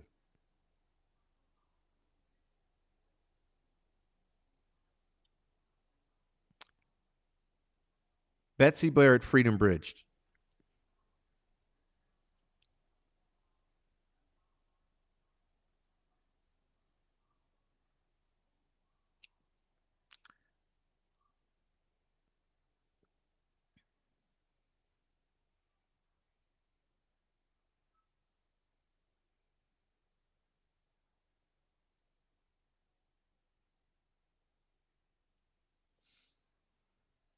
And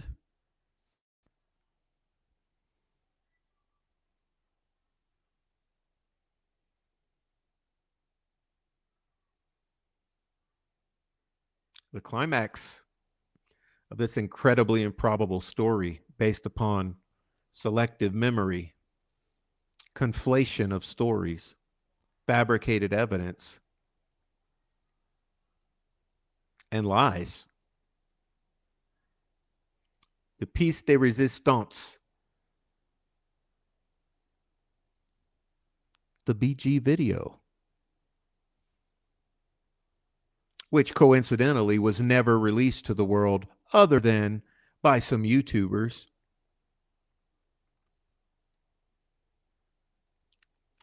A piece of footage which appears to be entirely fabricated. But check this out. You are 509 feet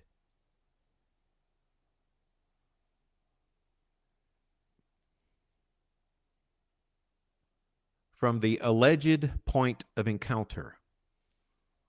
Okay. So this is from the prosecution here. This is supposed to be where the bodies are found, which is a whole other story we're about to get into.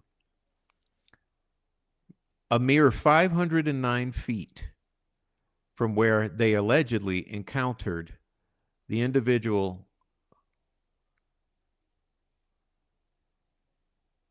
who is portrayed as this monster killer named BG, Bridge Guy. It's very important to see this because this location will come into play later. Notice railroad trestle, okay, ending here. Location of video and contact with suspect, right? Driveway.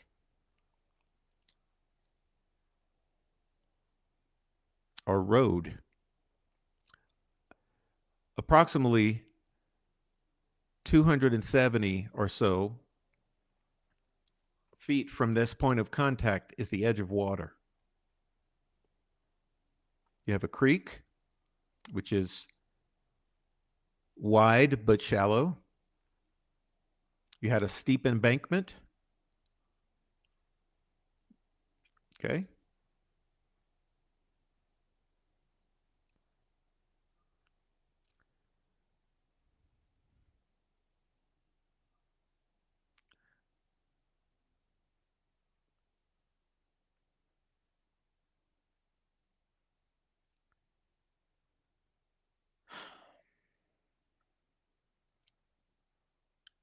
Pay attention here.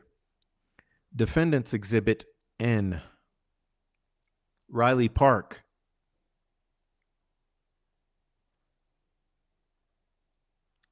WIC program. We got some coordinates. Riley Park. Again, for those in the back, Riley Park. Here.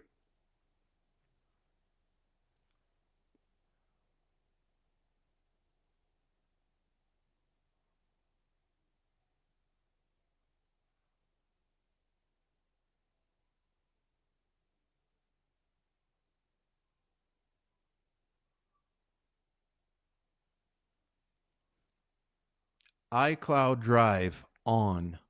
States Exhibit 196. iCloud Drive is on.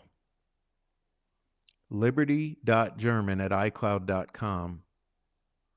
iCloud on.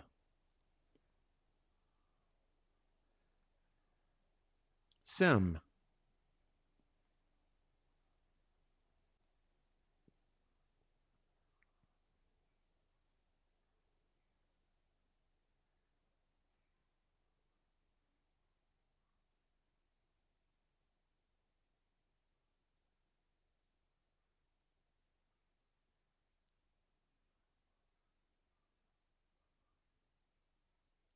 Moon. Star. Brave. Daring. Chivalrous. Bold.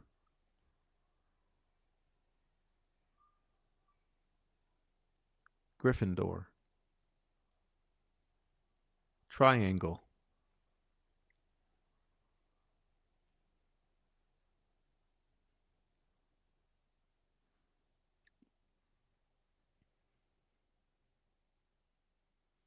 States Exhibit 186. Question.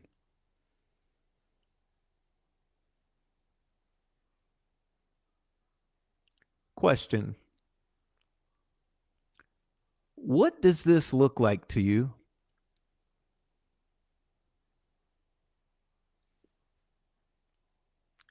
Let's see. This is an envelope. It has adhesive that is not adhered. It has a clamp that has not been clamped. It's an open envelope, which has never been sealed. It's never been clamped, and it's also never been taped. Open envelope, never been sealed, never been clamped, never been taped. Delphi PD victim phone, and over here we have a paper clip that is bent in a manner that looks like you would use it in lieu of the little SIM card opener that comes with the phone. So sometimes you have to get a paper clip and bend it to get that SIM card out.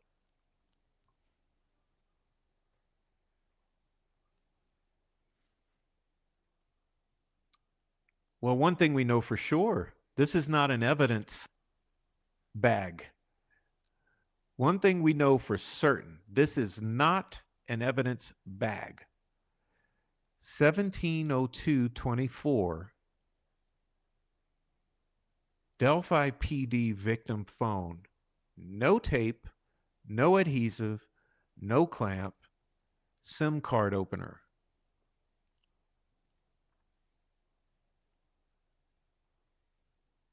Here we have a fantasy world. We have some markings which maybe are meant to display blood and mud or blood or mud.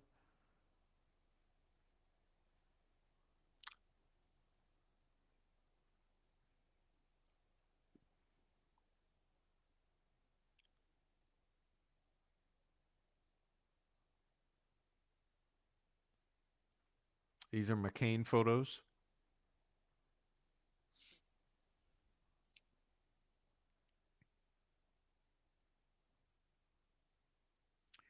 $213 and $51. Now here's the kicker, okay? God bless Libby and Abby, and God bless all of our witnesses sent in tips to us because they actually trust us over the years. But I want you to notice something. Riley Park, 1, 2, 3, 4, 5 blocks over from Riley Park.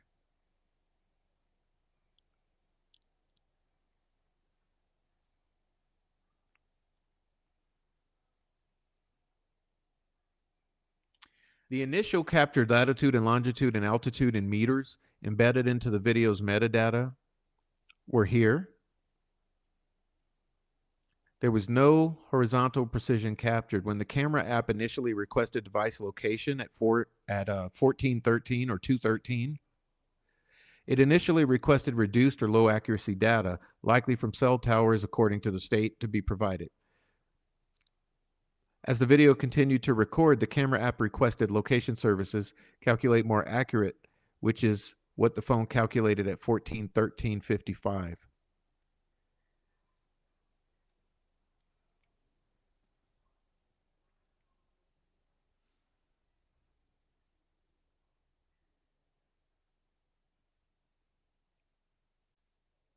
States Exhibit 227.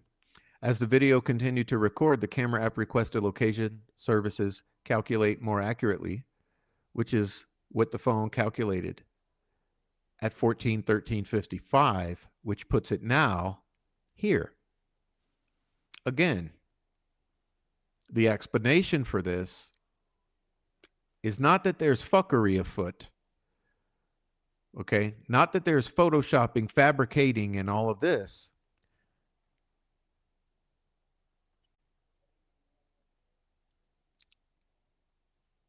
But that it's a glitch, that the phone location is increasing in fidelity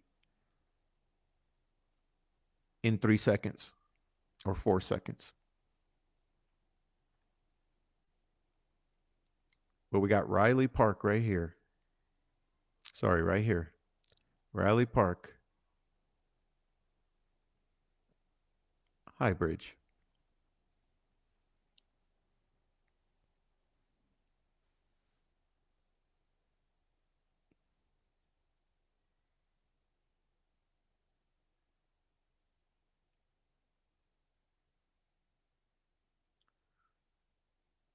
Of course, at this very moment, Betsy Blair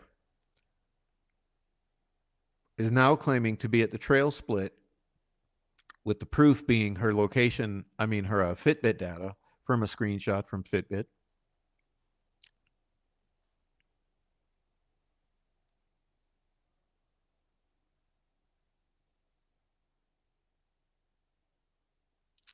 .215 Bridge Guy sighting. On the way back toward Freedom Bridge, Rayleigh Voorhees claims she saw a male near Freedom Bridge at 2:15. She was shown a map, circled the spot of the encounter, and wrote 215.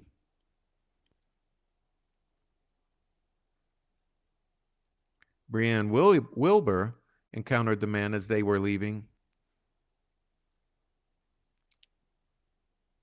When the bridge guy image was released, her first thought was that it looked like the same person.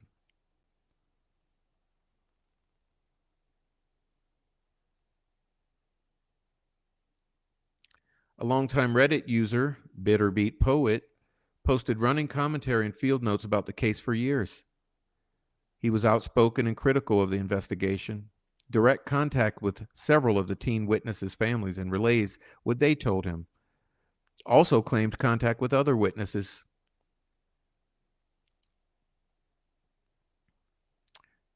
He said he spoke many times with the young female witness and her mom, Rayleigh Voorhees. He adds that the first police sketch came from her, especially the eyes and nose, and that she'd already described the man before seeing Libby's video. Her description: blue jeans, blue coat, short-billed hat with hoodie up, scarf covering lower face, walking quickly. She estimated he was about her height, which is not Richard Allen. When she saw him, Bitterbeat Poet says she saw him close to Freedom Bridge as she and her friends were leaving. She'd sent her mom at 126 a photo shortly before and shortly after that.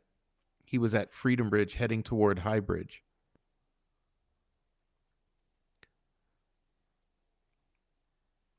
Doug Rice says, Rayleigh Voorhees, the 16-year-old witness, told me 40s, 50s.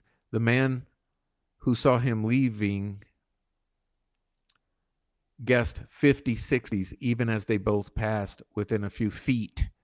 40s, 50s, 50s, 60s. And now we got Betsy Blair saying 20s. So is it clear that we're not all seeing the same people or the same person? We have people in their 40s, in their 50s, in their 60s. I believe Daniel Pearson or Shelby Hicks said 80s or 90s.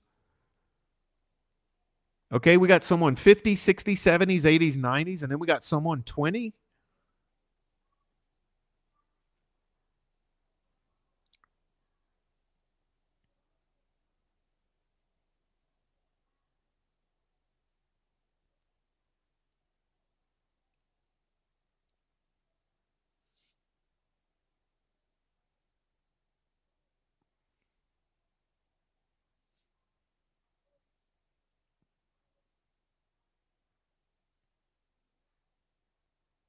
Obviously, he was talking to Daniel Pearson, if you read this and you know the case. All right. Did I finish covering with it? Yeah. Again, though, actually, before I go back. Okay, so once again, if Rayleigh Voorhees sees an individual at 215 in this location, okay, this is for the real stupid people in the back. If Rayleigh Voorhees sees someone at 215 in this spot, Bridge Guy is allegedly recorded at 213 at High Bridge. How in the world are these girls seeing Bridge Guy? I'll give you a moment. I'll give everyone a moment to digest that. Look at what's circled there. That's Rayleigh's own attestation.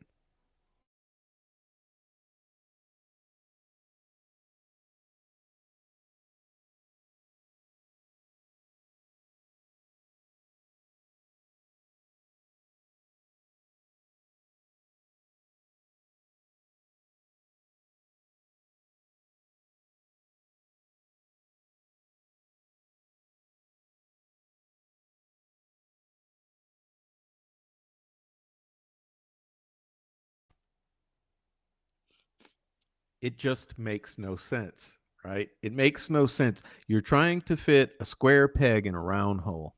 And that's all this entire thing is.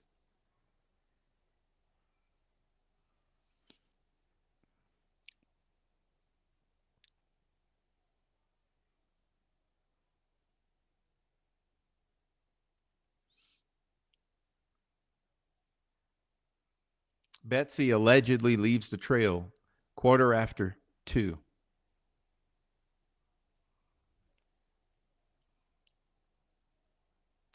And here we have allegedly Betsy Blair's vehicle leaving at 2:18, although the clock says 2, I'm sorry, what is that? 3:12.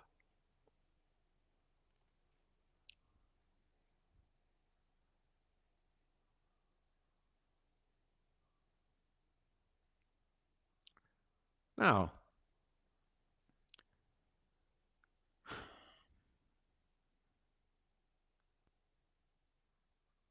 2:18 p.m.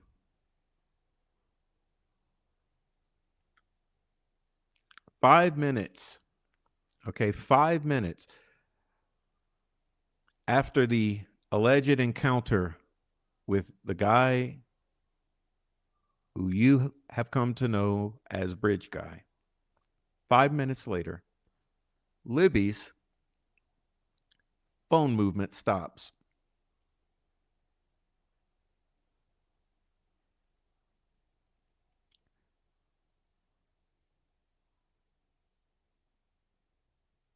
Somehow walking 414 meters.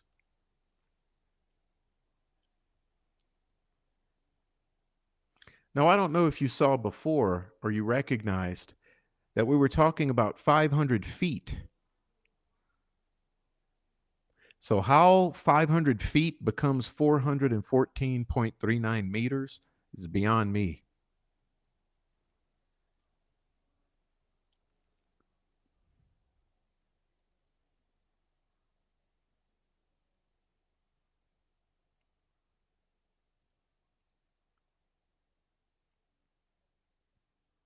As that phone is coming to a stop, Betsy Blair claims she sees a vehicle which looks like a 1965 Mercury Comet.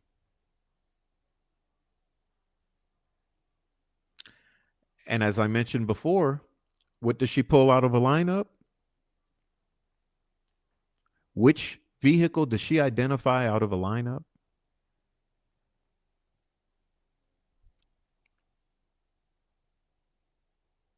McCain's.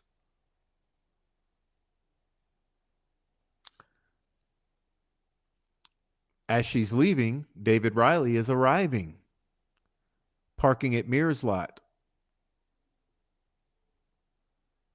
He supposedly crosses path with Shelby Hicks and Daniel Pearson. Really? Does he look 90 or 80 years old?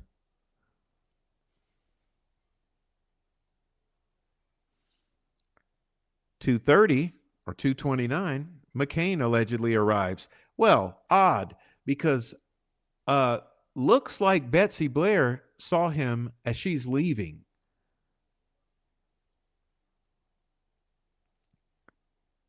Looks like he was already there. And according to this other witness, um,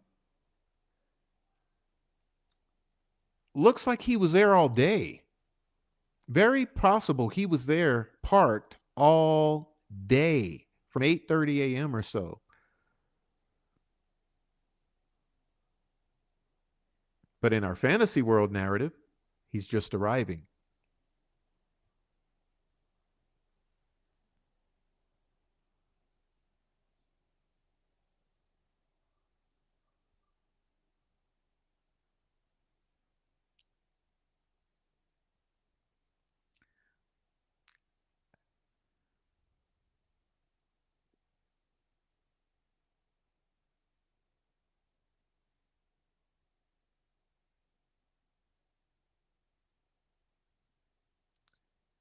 Now, David McCain was 79 years old, someone you might describe as 80 or 90.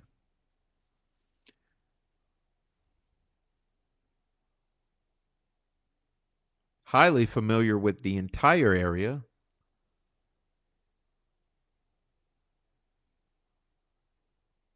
He claims he visited arriving between 2 and 4, staying for about an hour or longer. The defense was able to narrow down this timeline as he confirmed his arrival was between 2 and 3:30. He claims to have parked at Sherry's Lane, also referenced as the Mears entrance. Did he move his car at that point? Was he parked at CPS all day? And at this point, did he get in his car and move it closer? Sure does seem like it. Remember, Betsy Blair pulled his vehicle out of a lineup as being parked at the Mears. At the CPS lot.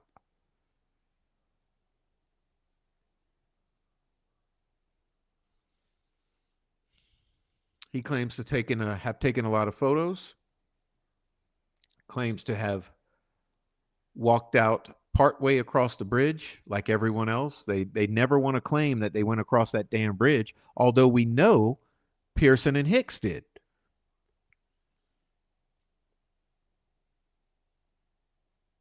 He claims when he parked, there's no one else at Mears' lot.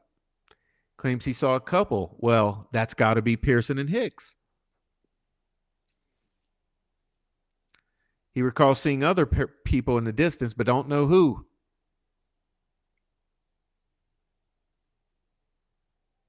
He noticed an increased number of people and vehicles at the Mears lot. Ah.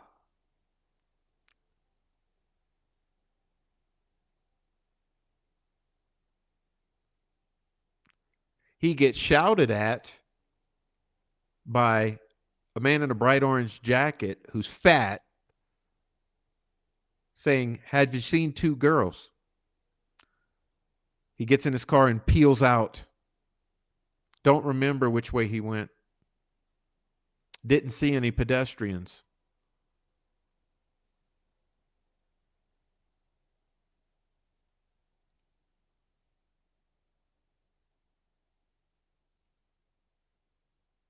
Claims he gave the FBI his SIM card with all the camera footage. Claims he was interviewed by FBI multiple times.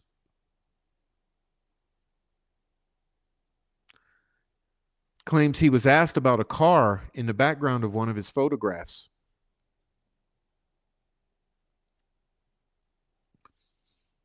McCain admitted that his memory was clearer at the time of the initial interviews.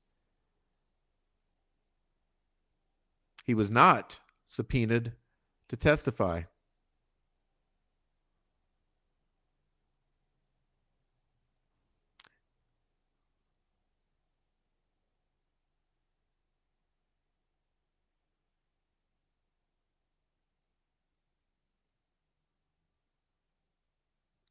After leaving the trail, he recalled being at home later and attending an HHI meeting at the Canal Center around 7:30 p.m., where he claims he first learned of the missing girls. He contacted the sheriff's office, like Rick Allen, to announce to them that he had been on the trails that day.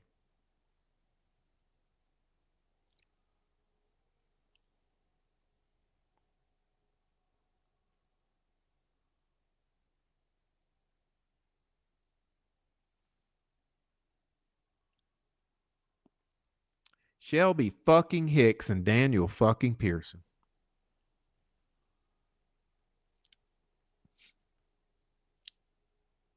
This is all tentative because this changes.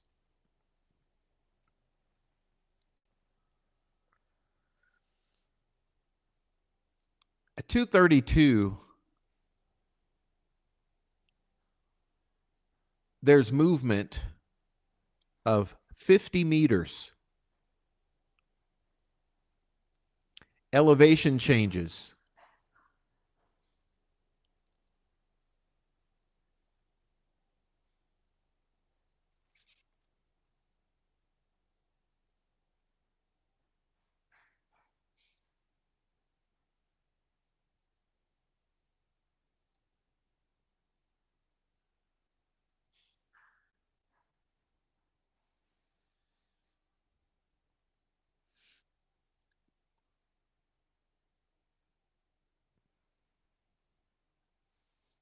David Riley, having just arrived, just departs.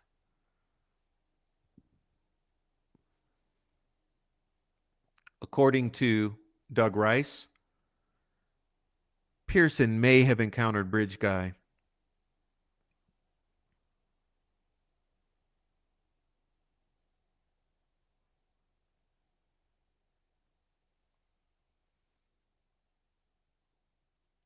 Doug Rice says, the 60-year-old witness told me 40s, 50s.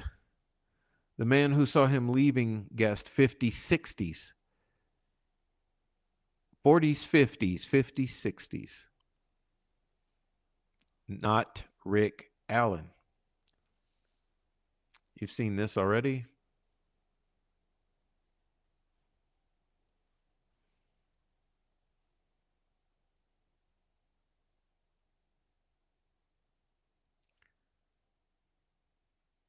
Odd here because according to this, at 2:55, David McCain is seen exiting the High Bridge area.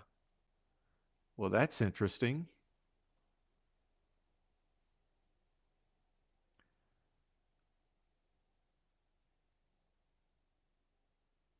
On November 4th, 2004, 24, Shelby Hicks testifies she saw an old man with a camera.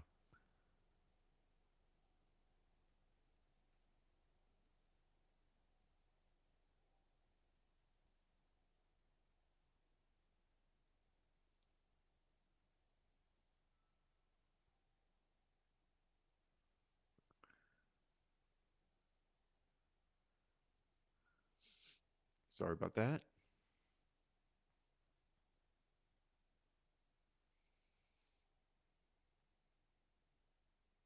How many people do you remember seeing as you walked towards High Bridge, Shelby? 2 girls from school, older gentlemen, and a couple other kids. Do you remember the sex of the kids? I do not. How could you not? The older gentleman just had a camera. Let's talk about your friends. What were their names? Cheyenne and Shelby. Cheyenne Hooligan and Shelby Duncan. Do you remember where you saw them? On High Bridge.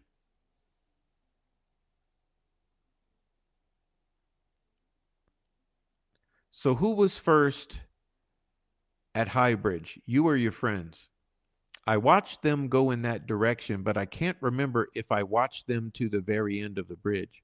When you saw the old man with the camera, was that as you were approaching? I believe so. Yeah. So he's coming from High Bridge, walking toward you. What I remember, I think we were walking to High Bridge and I looked back and saw him, but he was facing High Bridge. Was he taking photographs? Yes. And once, as you said, as you sit right here now, you don't remember whether you watched them go all the way across the bridge? Right. Yes. Would it help to refresh? Correct. If I gave you your deposition, yeah. Page 27, lines 4 through 8. Does that help you? Yes. I did watch them walk to the other side of the bridge. Do you remember if you passed the old man on your way or if you passed him? I do not. Selective memory.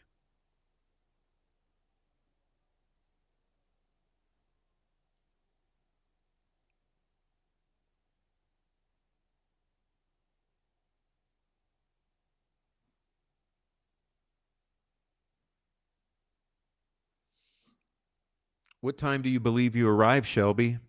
Around 2:30.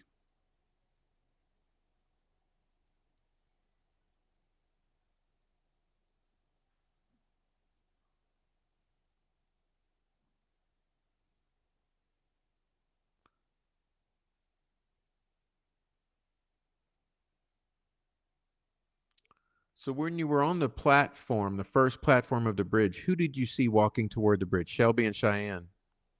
Who are Shelby and Cheyenne? They are friends from high school. Twin Lakes? Yeah. We just said hi to each other. And what did they do? As you sat on the platform, they walked to the other side of the bridge.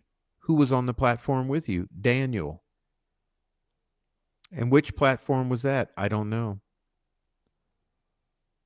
Do you feel like you were on the right side? I was on the right side. Did you watch your friends go all the way to the end? I saw them go that direction. Can't remember if I watched it. Yeah, but we just read through that. She got refreshed.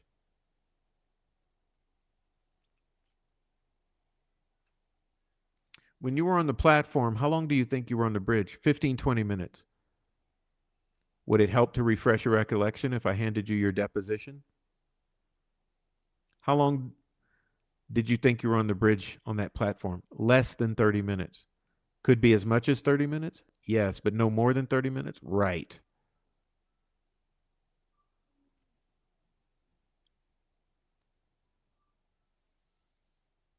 Okay. Notice there's no mention of her and Daniel crossing the bridge, right?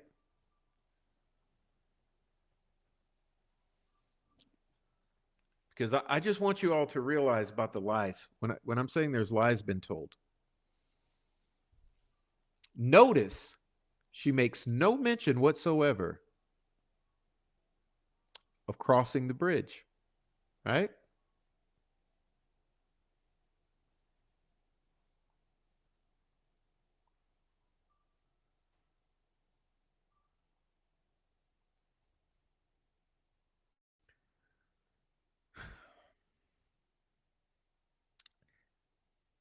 Did you pay attention to them walking to the end?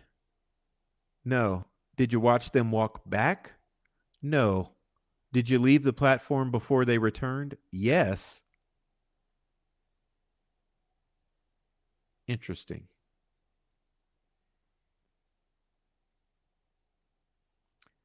Would you say you arrived at the high bridge around 2:55 or close to 3? Could have been yes.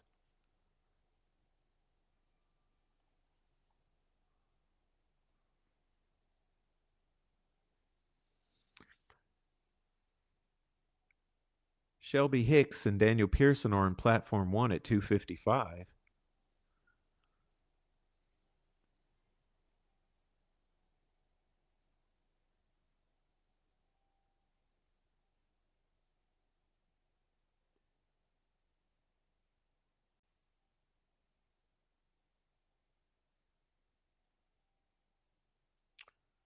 $2.50, Cheyenne and Shelby Duncan arrive.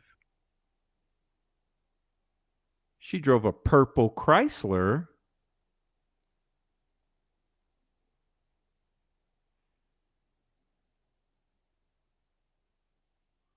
Purple Chrysler.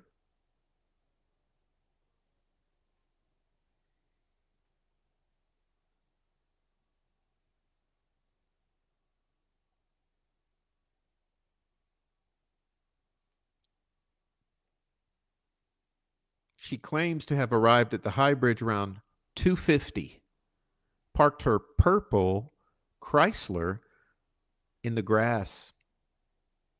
After getting out of her car, she and her friend Shelby Duncan walked to the connector trail. They took a left towards High Bridge, passing one man along the way. Shortly after, she received a phone call from her boyfriend while still on the trail. They continued walking and reached the bridge, where they encounter Shelby Hicks and Daniel Pearson sitting on the first platform. After a brief exchange, they walk across the bridge.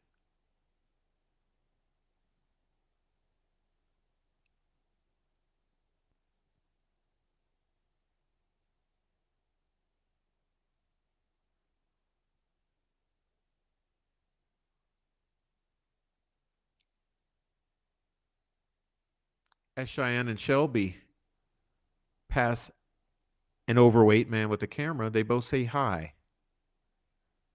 Cheyenne testifies she saw Shelby Hicks and Daniel Pearson on the first platform after saying hi. Cheyenne and Shelby crossed the high bridge at 3:13.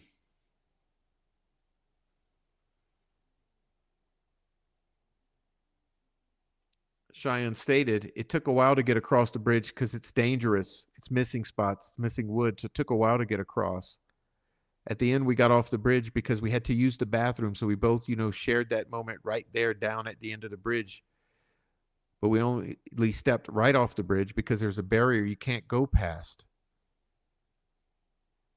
So you went piss at the end of the bridge, but you didn't want to go cross the barrier or go down to the drive. Asked if she heard or saw anything unusual. She said no. Even when we jumped off the side to use the bathroom, there was nobody over there. We didn't want anyone to see us. There was nobody around. Of course, you guys know these famous photos, which identically match the photo that they're claiming is Libby's Snapchat photo. So they start laying the groundwork in 2017 and saying, this is my snap, 3:49 p.m. So after taking the piss, you take your piss, you take a snap.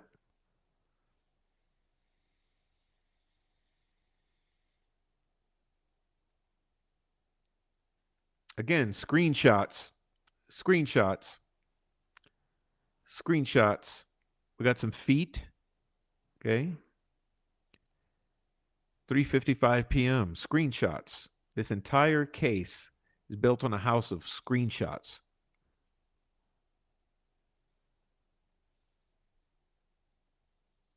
$3:13, Derek German arrives. Well, hold on. Something ain't adding up here.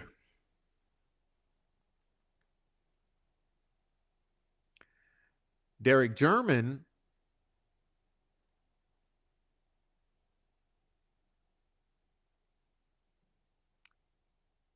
recounted the events leading up to February 13, including picking up Abby from her house and making breakfast for Libby and Abby.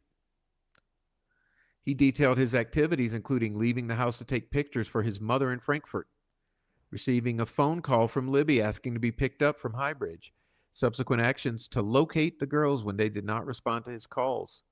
Derek described his search efforts, including encountering Dave McCain while walking various trails and interacting with other family members who arrived. He provided a timeline of his actions, including specific times he called Liberty. Are those in the extractions? Who did Derek German witness at Wilson Bridge on his way to the Mears lot?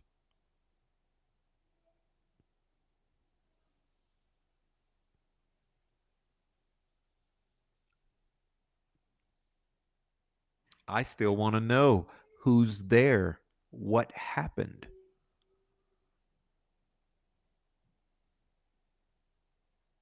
Of course, Derek wants us all to believe that he can walk around the trails like a fit 30-year-old,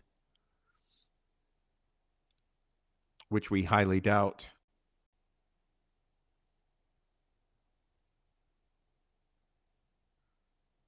There's no way. The terrain's too difficult. It's too long of an expanse from one end to the other. Derek German is not traversing all of that terrain.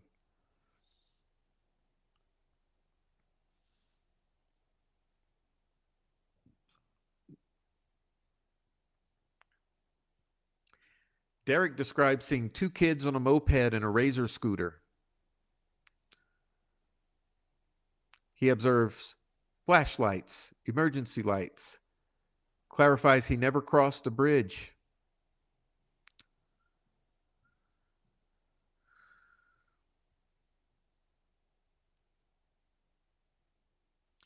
Mr. Baldwin clarifies Derek's timeline, including his encounter with Dave McCain at approximately 3:25 p.m.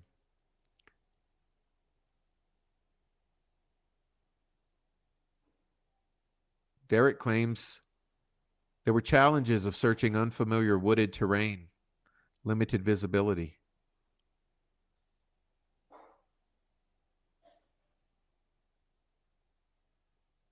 Some of that is here. I'm not going to go through it, but just so that you can see, there it is.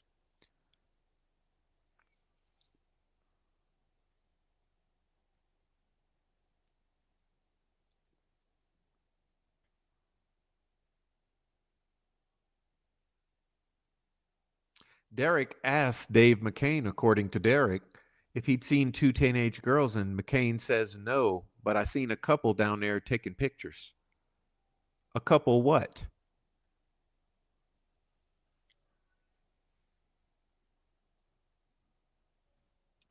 3:30, Derek German claims he walks toward Freedom Bridge, which is an extremely long walk for Derek.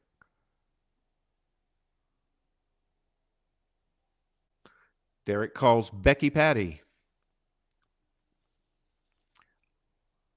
3:30, Shelby Hicks and Daniel Pearson allege that they leave.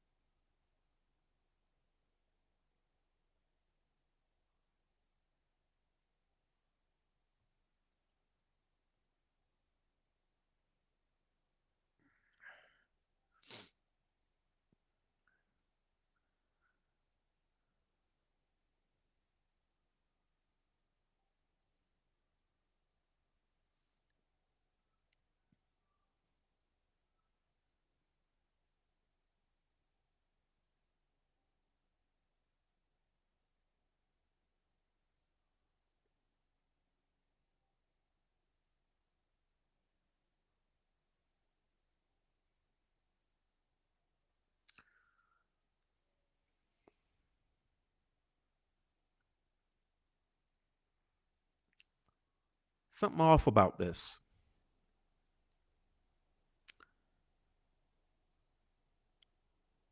Both Daniel and Shelby agreed that they left the High Bridge approximately 10 minutes after his last text with his mom.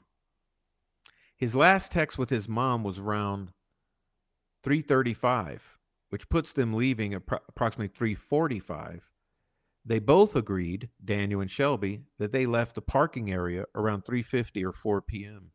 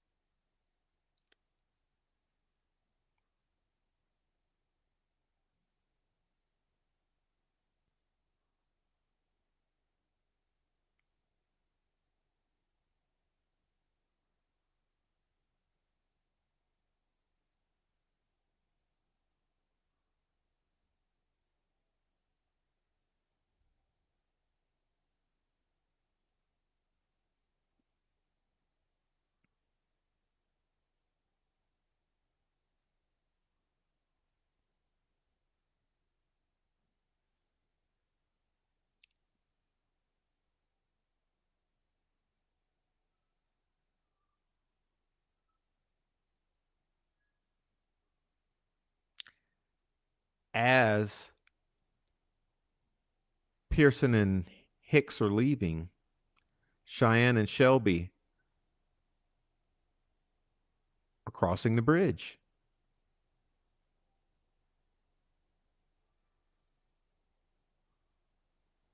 Did they all cross together?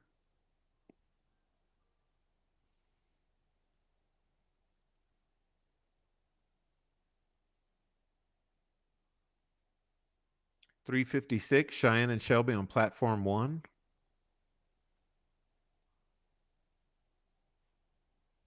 Cheyenne uploads a pic on Snapchat of Shelby, of her feet hanging down. She testified they smoked 2 cigarettes and were there for about 10 to 15 minutes.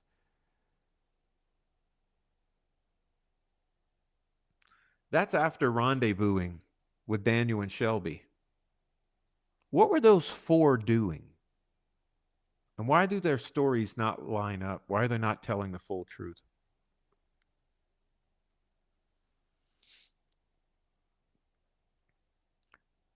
.358, the moped ATV couple. 2 kids pulled up on a moped. They were described as being frantic. Derek German, volume 10, page 88.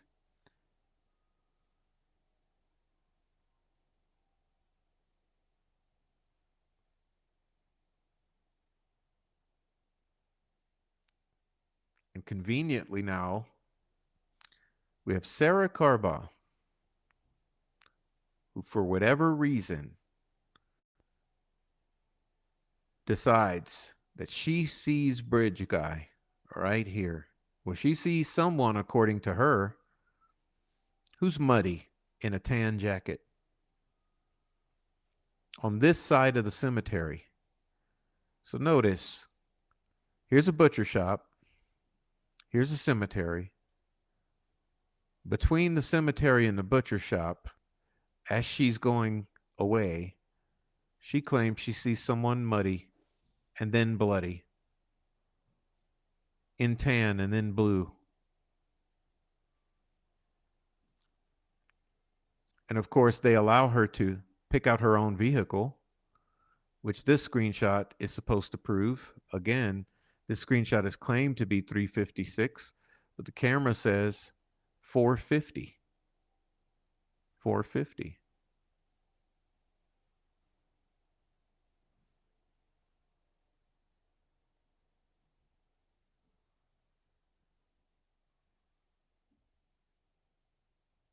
And like clockwork, as everyone fucking skedaddled out of there simultaneously, I hope you understand the picture I'm putting together. I'm going to reiterate it momentarily. As everyone is skedaddling the fuck out of there simultaneously, David McCain gets out of there. He stated he's surprised at the number of vehicles and people at the Mears lot.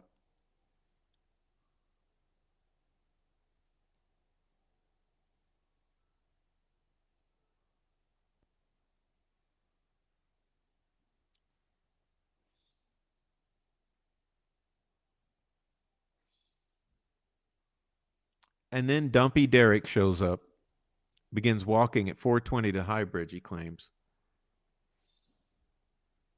He sees a boy and a girl on the first platform.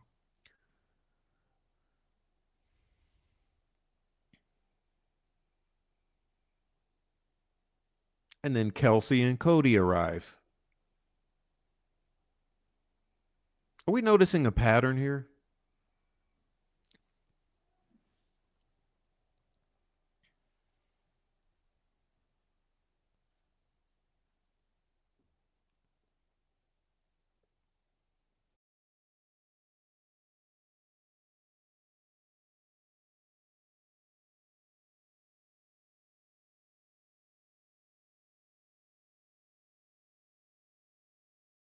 Justice for Abby and Libby. And I'd like to say thank you again to Peggy O for this wonderful presentation / timeline, which we have a lot of work to do on. It does, as I mentioned, and Peggy has mentioned, it is a work in progress. Or we will continue to tweak this. And if you have any contributions to this, any input, send your input here down in the chat, send your input down in the comments, send your input via emails, or send your input over to Peggy O's channel or to Christina's channel. Anyone, let us know if you have input. We're consistently honing in on the times and locations in this timeline, we will continue to try to focus on some more details. But here's my big takeaway here.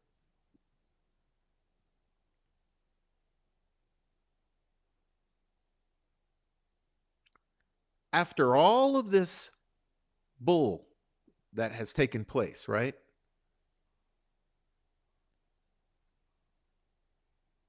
Everyone leaves simultaneously as the family comes on in. So you see, we got all these people, the witnesses whose stories don't line up, the witnesses whose testimony is backed up by screenshots.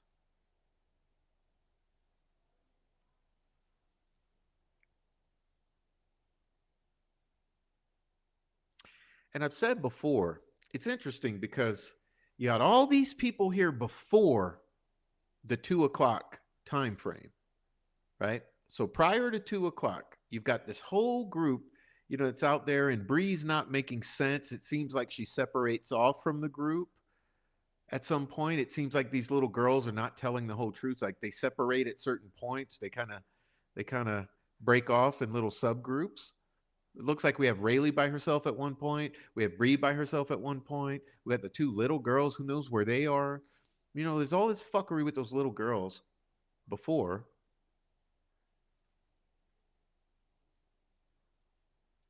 You got several individuals described. Even Rayleigh's story herself don't make sense because they're claiming she saw Bridge Guy, but she puts that guy at 214 over there by Freedom Bridge, the same time that they're having you believe that Libby and Abby are filming the same guy at 213, a minute prior. Well, anyhow, 2 o'clock, everyone gets the fuck out of there, right? 2 to 2:30, these girls go missing allegedly. Right? This is the time frame where they say these girls go missing. Of course, we got no proof of life, nothing like that. We got fake Snapchat imagery. We got missing Snapchat imagery. We got missing other stuff from the phone as I opened and said, for the entire month or two prior. But here, okay, in this particular time zone, which is now the 2 to 2:30 zone, the crucial zone, it's a fucking ghost town. It's an absolute ghost town. Pardon me, I hit the mic. You got a ghost town. Soon as that victim's phone stops moving, 232, they all start showing up. The second wave, right? All the second wave shows up. So you got the two kids on the moped and whatever, right? You got the Shelby Cheyenne, you got the Shelby, the Daniel, you got all these others. Who knows who else is out there? So for some reason, it's like, hey, yo, 2 to 2:30, ain't nobody be found. These girls, this is the time where these girls would have been missing.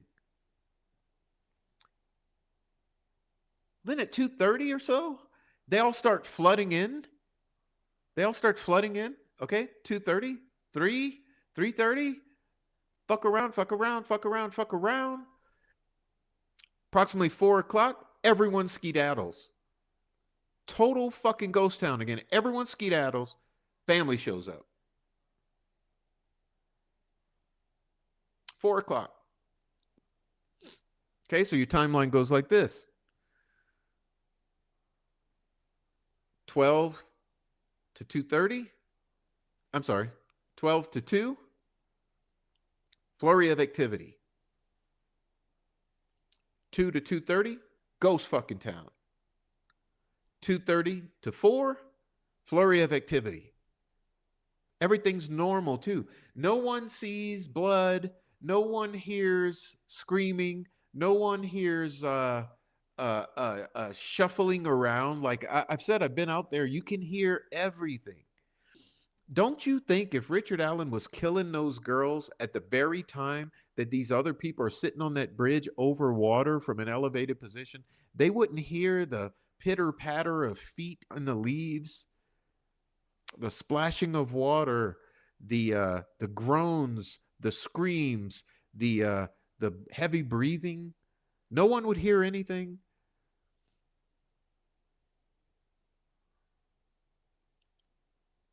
Brad Weber, when he pulls up to his house, wouldn't see down there at Ron Logan's exactly what's going on. Hmm? Okay, so picture for me. Flurry of activity, little girls and shit. Ghost town, girls go missing, allegedly. Flurry of activity, older kids, right? Shelby, Cheyenne, Shelby, Daniel, who else? Who knows who else? Weber arrives. He doesn't see anything. No one hears anything. Nothing, nada, nada, nada, nada, nada. Fucking peep.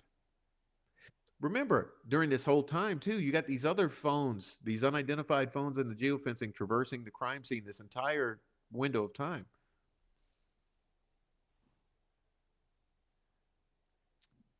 Then family arrives. Family arrives. Family floods on in, right? Then the place is crawling with people. Remember, Anna said herself, at least 50 people. Remember, for years, we have said, you got 24 people, at least 25 people out there that day before the search starts.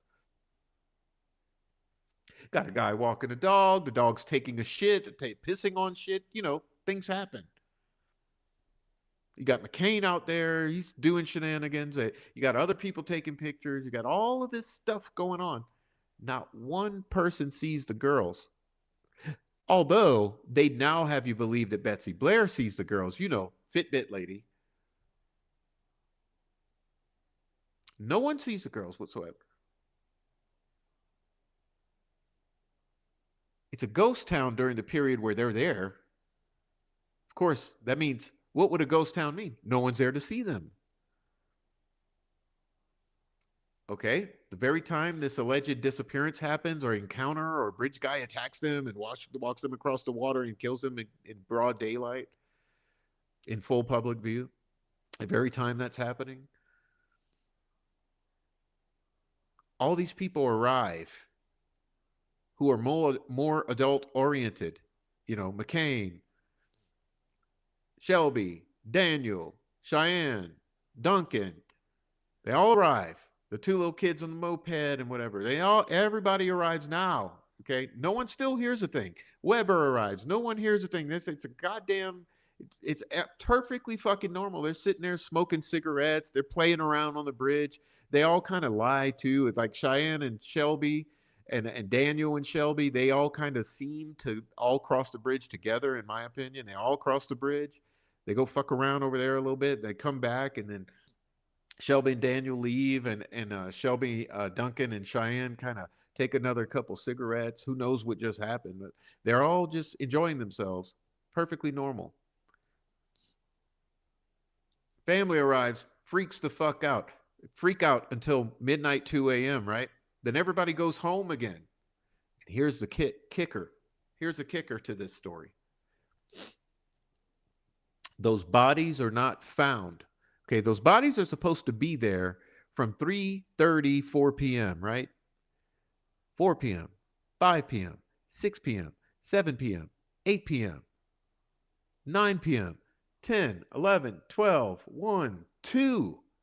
Okay, 2 a.m. is already 10 hours later. 3, 4, 5, 6, 7, 8, 9, 10, 11, 12. Another 10 hours later. 20 hours later, no one finds those bodies in 20 fucking hours? When you know that I've showed you they are 500 feet from where they had evidence that they had encountered some mysterious, unidentified male who you call Bridge Guy.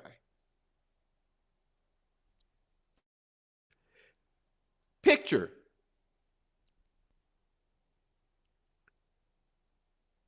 There's video on their phone of them encountering Bridge Guy, right?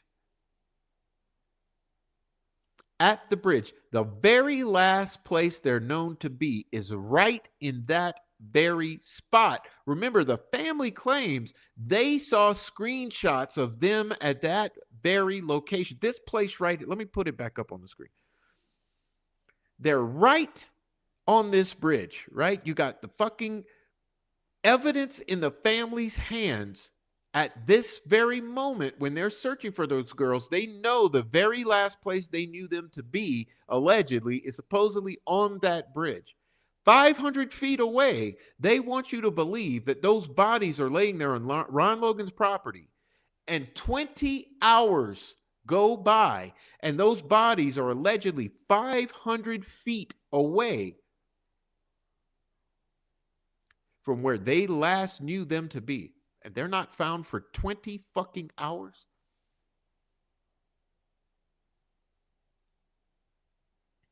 There's only one explanation, ladies and gentlemen. The bodies were not there. You can't find what's not there. We know the place was lit up. We know the place was flooded with seasoned search and rescue individuals. Volunteer firemen, grown-ass men, cops, seasoned adult individuals searching for their children, who they want you to believe were 500 feet away from the place that they knew them last to be.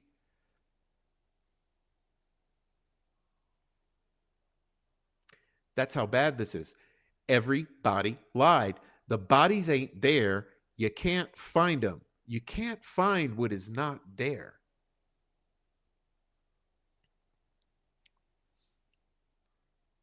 Now, at some point, while the coast is clear, okay, at some point,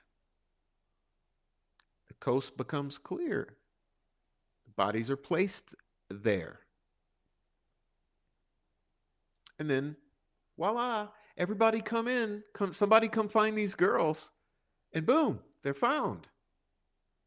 We can't even get a straight answer on that, on how and when and all this they're found. We have all these contradictions over the years about them being found and where and when and all of this. Nothing but lies even about finding the bodies. But what we do know, 20 hours those bodies are not found.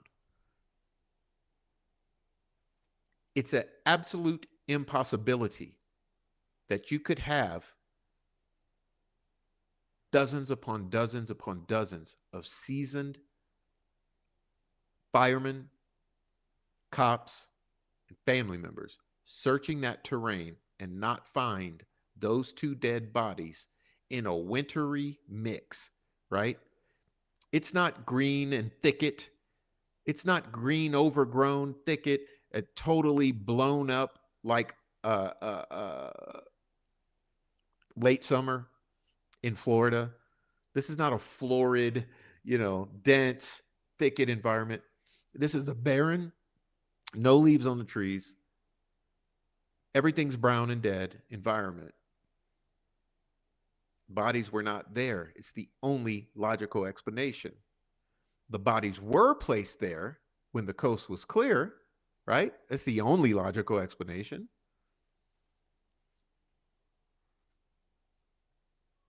And then the bodies are found. So then the question becomes, who placed the bodies there? Because if those bodies were not there when they say, and then the bodies are there, then that means someone had to place the bodies. And there are your killers. And if anyone gave a shit about these girls, they would be able to acknowledge that and fight for that and say, we need to hold these killers accountable. And the first thread to pull was who put those bodies there in the dark of night, in the early morning hours, when no one was looking. Actually, and who were the lookouts that established a perimeter to allow that to happen? Because somebody had to be watching, make sure no one discovered you moving two girls, one who's nude. You have two minors. One is completely nude.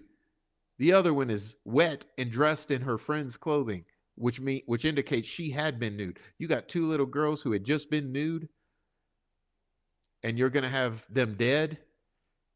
Somebody's got to be watching your back. You're not going to do that. So either you pull that thread and you solve this crime, or you don't. But you can't say you care about the victims if you don't care to know how to explain every aspect of this in a way that would make it make sense. And that's the bitter truth. And I'm sorry to have to be the one to tell it to you, because I don't want it to be. I want to be done with this. I want this to be over. I actually want eternal rest and peace for these girls, like this slide shows.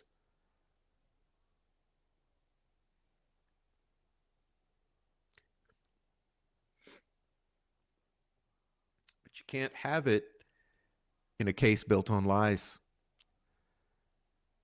You see, I titled this show, Everybody Lied. Everybody lied. Everybody lied about these girls. Now, the way that you solve that is simple. Everybody tell the truth. When everybody tells the truth, these girls rest in peace. It's as simple as that. There's no other way.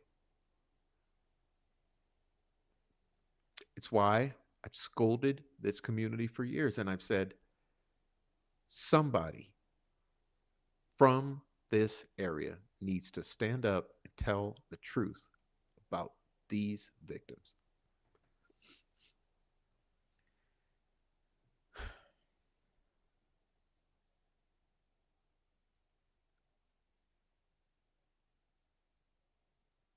This is a cover up of massive proportions. It's very likely that if you solve this crime, you will also solve several other related crimes like Flora, Evansdale, and who knows what else we don't even know about. Whoever did this to these girls is so organized, was so good at it, is likely have been responsible for doing it to others before. This ain't their first rodeo, and it won't be their last.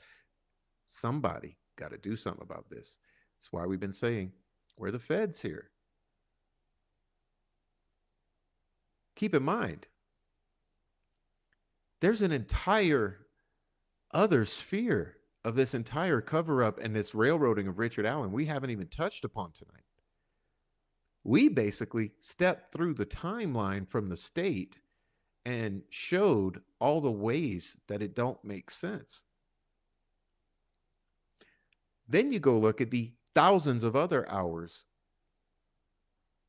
of all of the criticism of this and exposing of all the lies, of all the railroading, of all the bullying, of all the death threats that myself and several other creators have put forward over the years. And anyone who actually cared to know would go and look at everything that's of substance, and they'd quickly come out and know that it's undeniable. What we are indicating here is absolutely undeniable. So how can this be allowed to stand?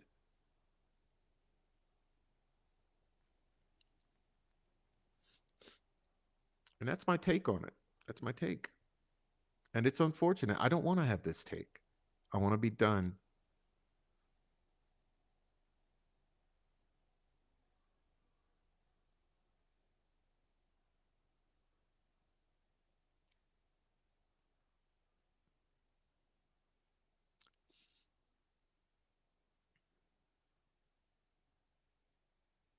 And I guess I'm about done for tonight. I mean, I must be honest. I'm really looking forward to some decision being made on this appeal. I think a decision on this appeal is going to be a watershed moment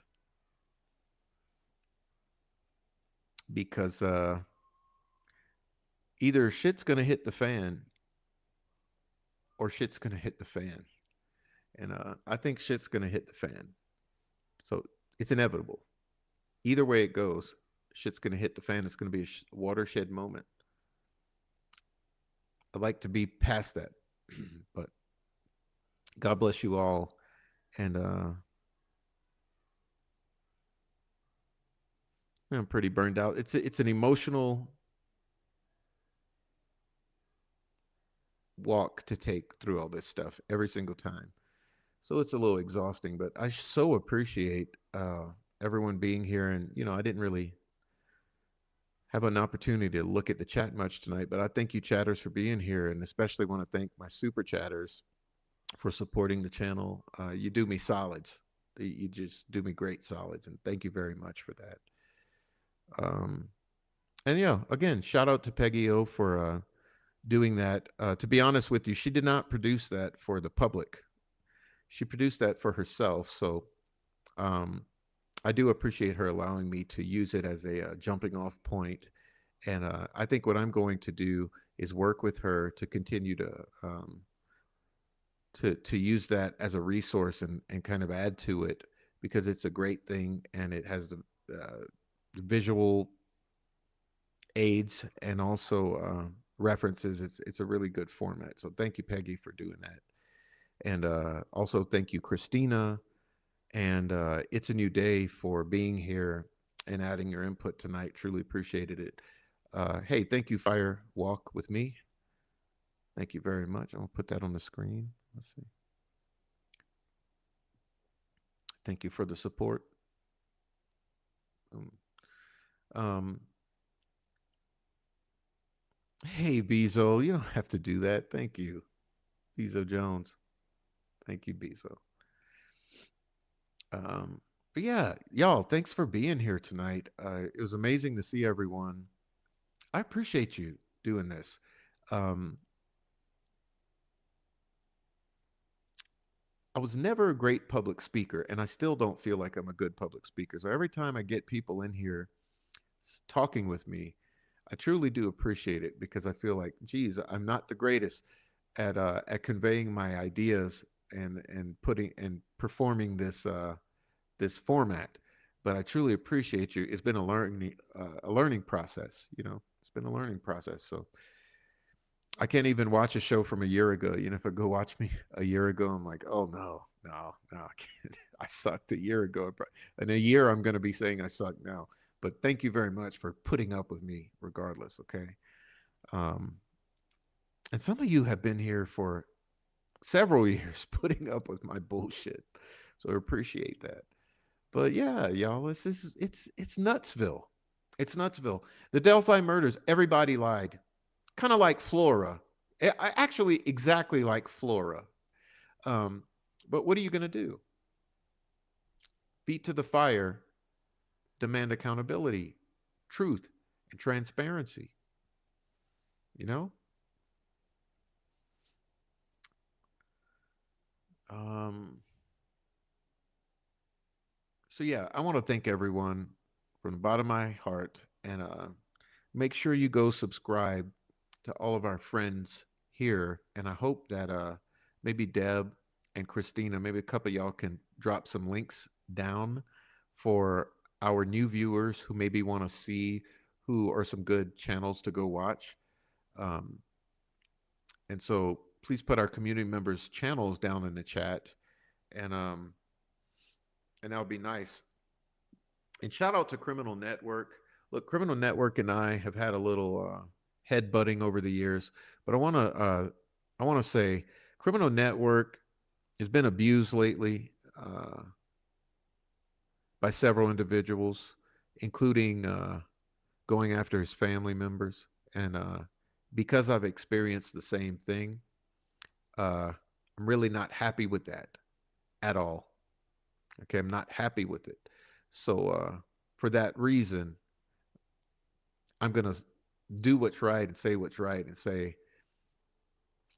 it's wrong what's been done to Criminal Network. So while he fights for Nancy Guthrie's case, which is another cover up, uh,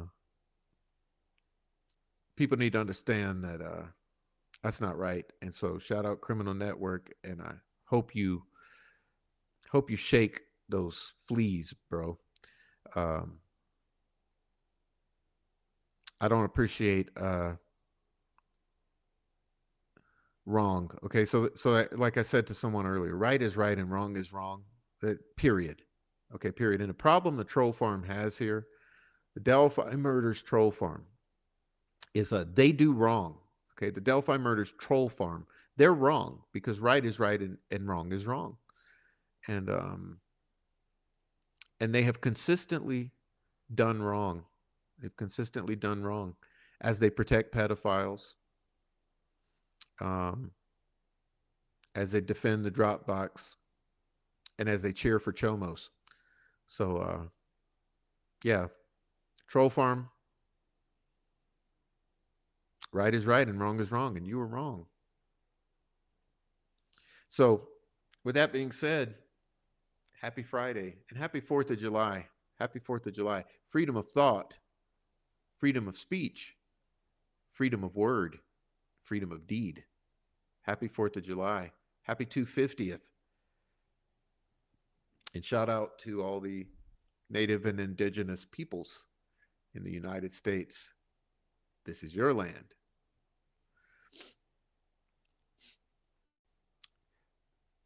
All right. So thank you, everyone. I want to shout out to everyone as I get out of here. I'm going to say, what up, Deb, my main mod, making it possible to continue. Without Deb, I wouldn't stay here. So, Deb, thank you very much, Deb. Um, Critter Mama, I'm so happy to see you. Oh, hey, Christina, I'm glad to see you. Fire Walk with Me, thank you very much. Glad to see you. Who we got there? Gizmo, It's a New Day. Raylene, Lita Joe, Carol, Pertinent, Bezo Jones, Jonathan Saltzman. Thank you for being here, Jonathan. Matt Payton, my soldier. Brenda Mays, Giuseppe. Uh-oh, losing my mouse here. Let's see. We got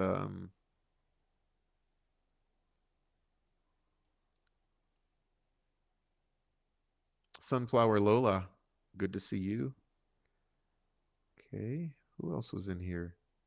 T Boons Pickens. Thanks again very much for the support and encouragement. And yeah, I agree. I agree. Shibby, bad job. Christopher, Peggy O. Um,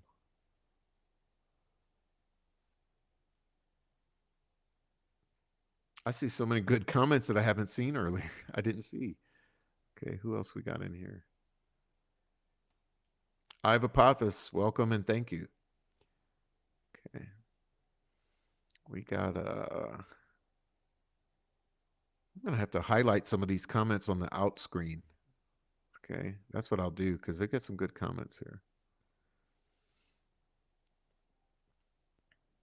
Okay, shout out to Author Claremont, American Night Mom.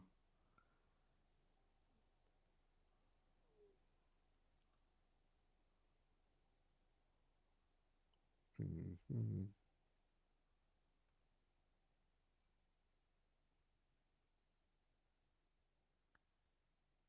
Shelley Klein. Who's her daddy? Goose's Gammy.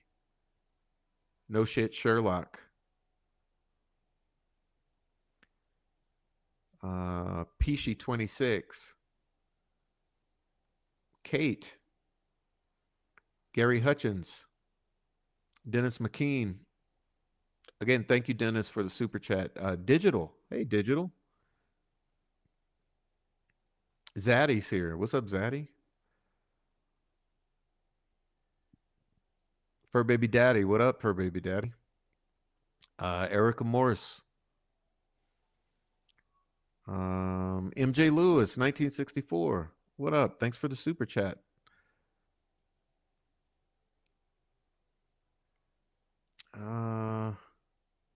Becky. Hey, Becky. Tammy Martin. What's up, Tammy? Trial Junkie. What's up? What's up, Trial Junkie? Okay. Dennis McKean. Carol. Ninja Warrior Assassin. What's up? Good to see you. We miss you. All right.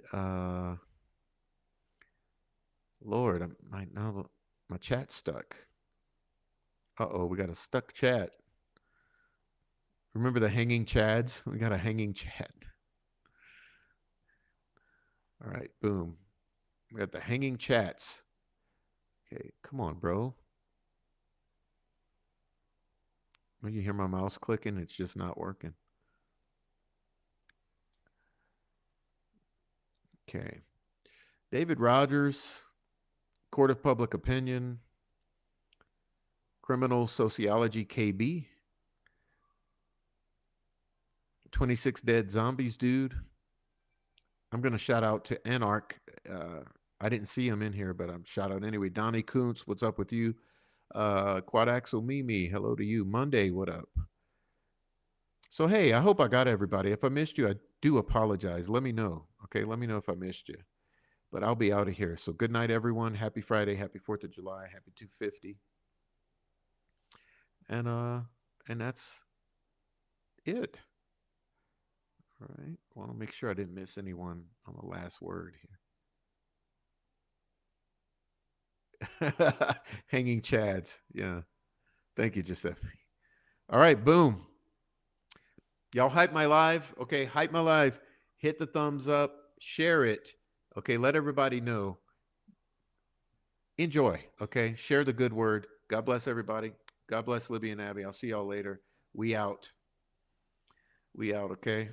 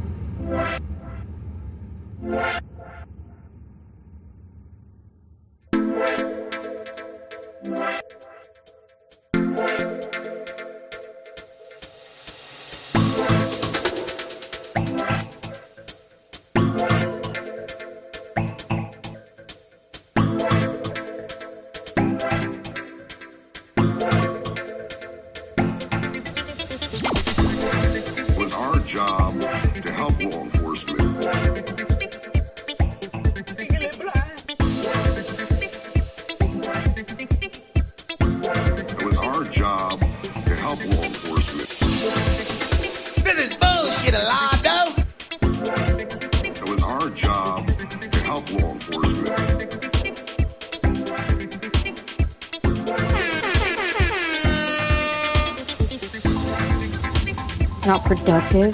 It's kind of gross and icky, and I feel like it tells us more about them than the people they're trying to degrade. They're always trying to degrade someone.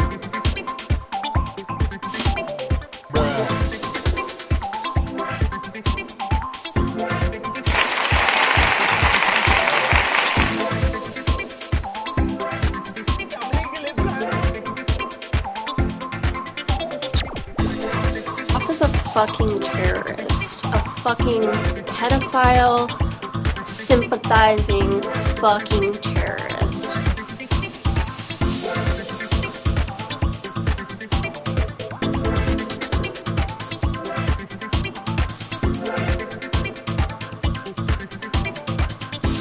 It was our job to help law enforcement.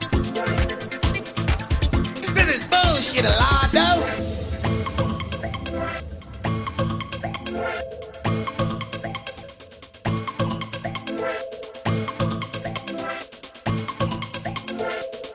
Prof is a fucking terrorist, a fucking pedophile, sympathizing fucking terrorist.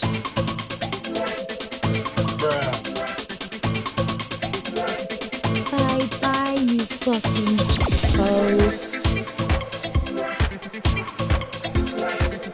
It's not productive. It's kind of gross and icky. And I feel like it tells us more about them than the people they're trying to degrade. They're always trying to degrade someone. This is bullshit, Alado.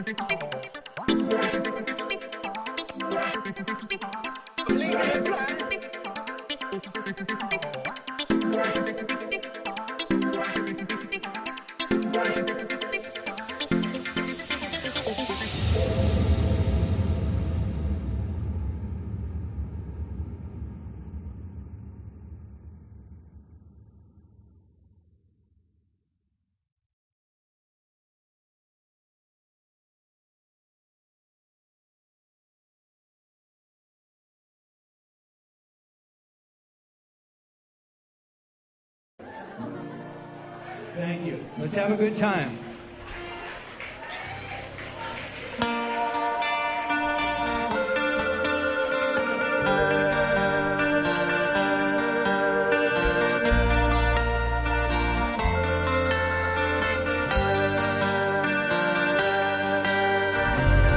Taken for a trip on a new dimension ship. Taken for a ride over to the other side. Discovered that time's been forgotten like a song that they never played on the radio too long. They never played it on the radio too long. I can't relate to where I am. People just don't give a damn. I'll find a way, make a break, figure out what it takes while traveling at the speed of light. Changes come, they affect their sight. Now it's been 7 years, almost there. The planet nears, taken for a trip on a new dimension ship. Taken for a ride over to the other side. Discovered that time's been forgotten like a song that they never played on the radio too long. They never played it on the radio too long.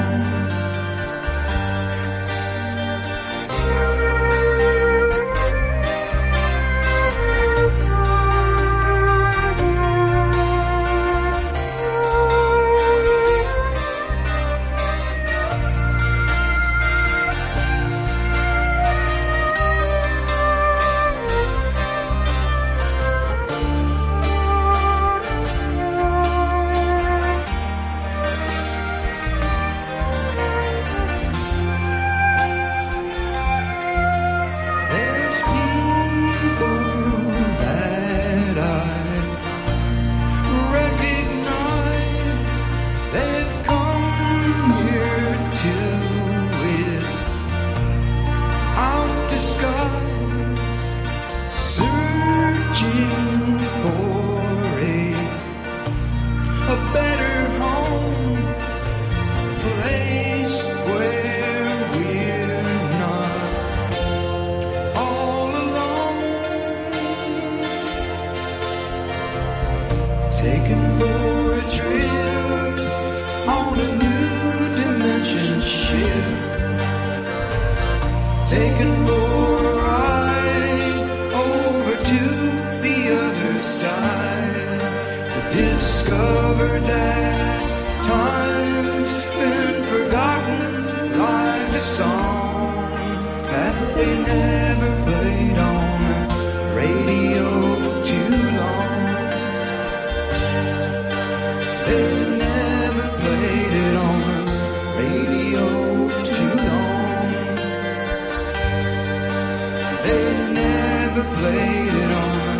radio too long. They never played it on the radio too long. Thank you very much. Mr. Doug Wright.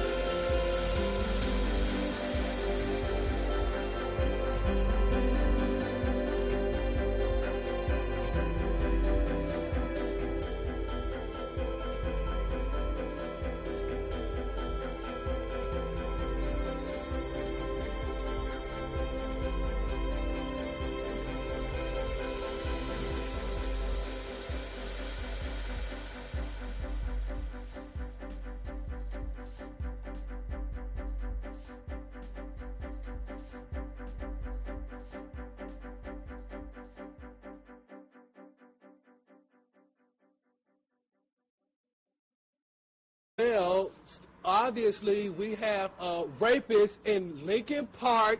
He's climbing in your windows. He's snatching your people up, trying to rape them. So y'all need to hide your kids, hide your wife, and hide your husband because they raping everybody out here.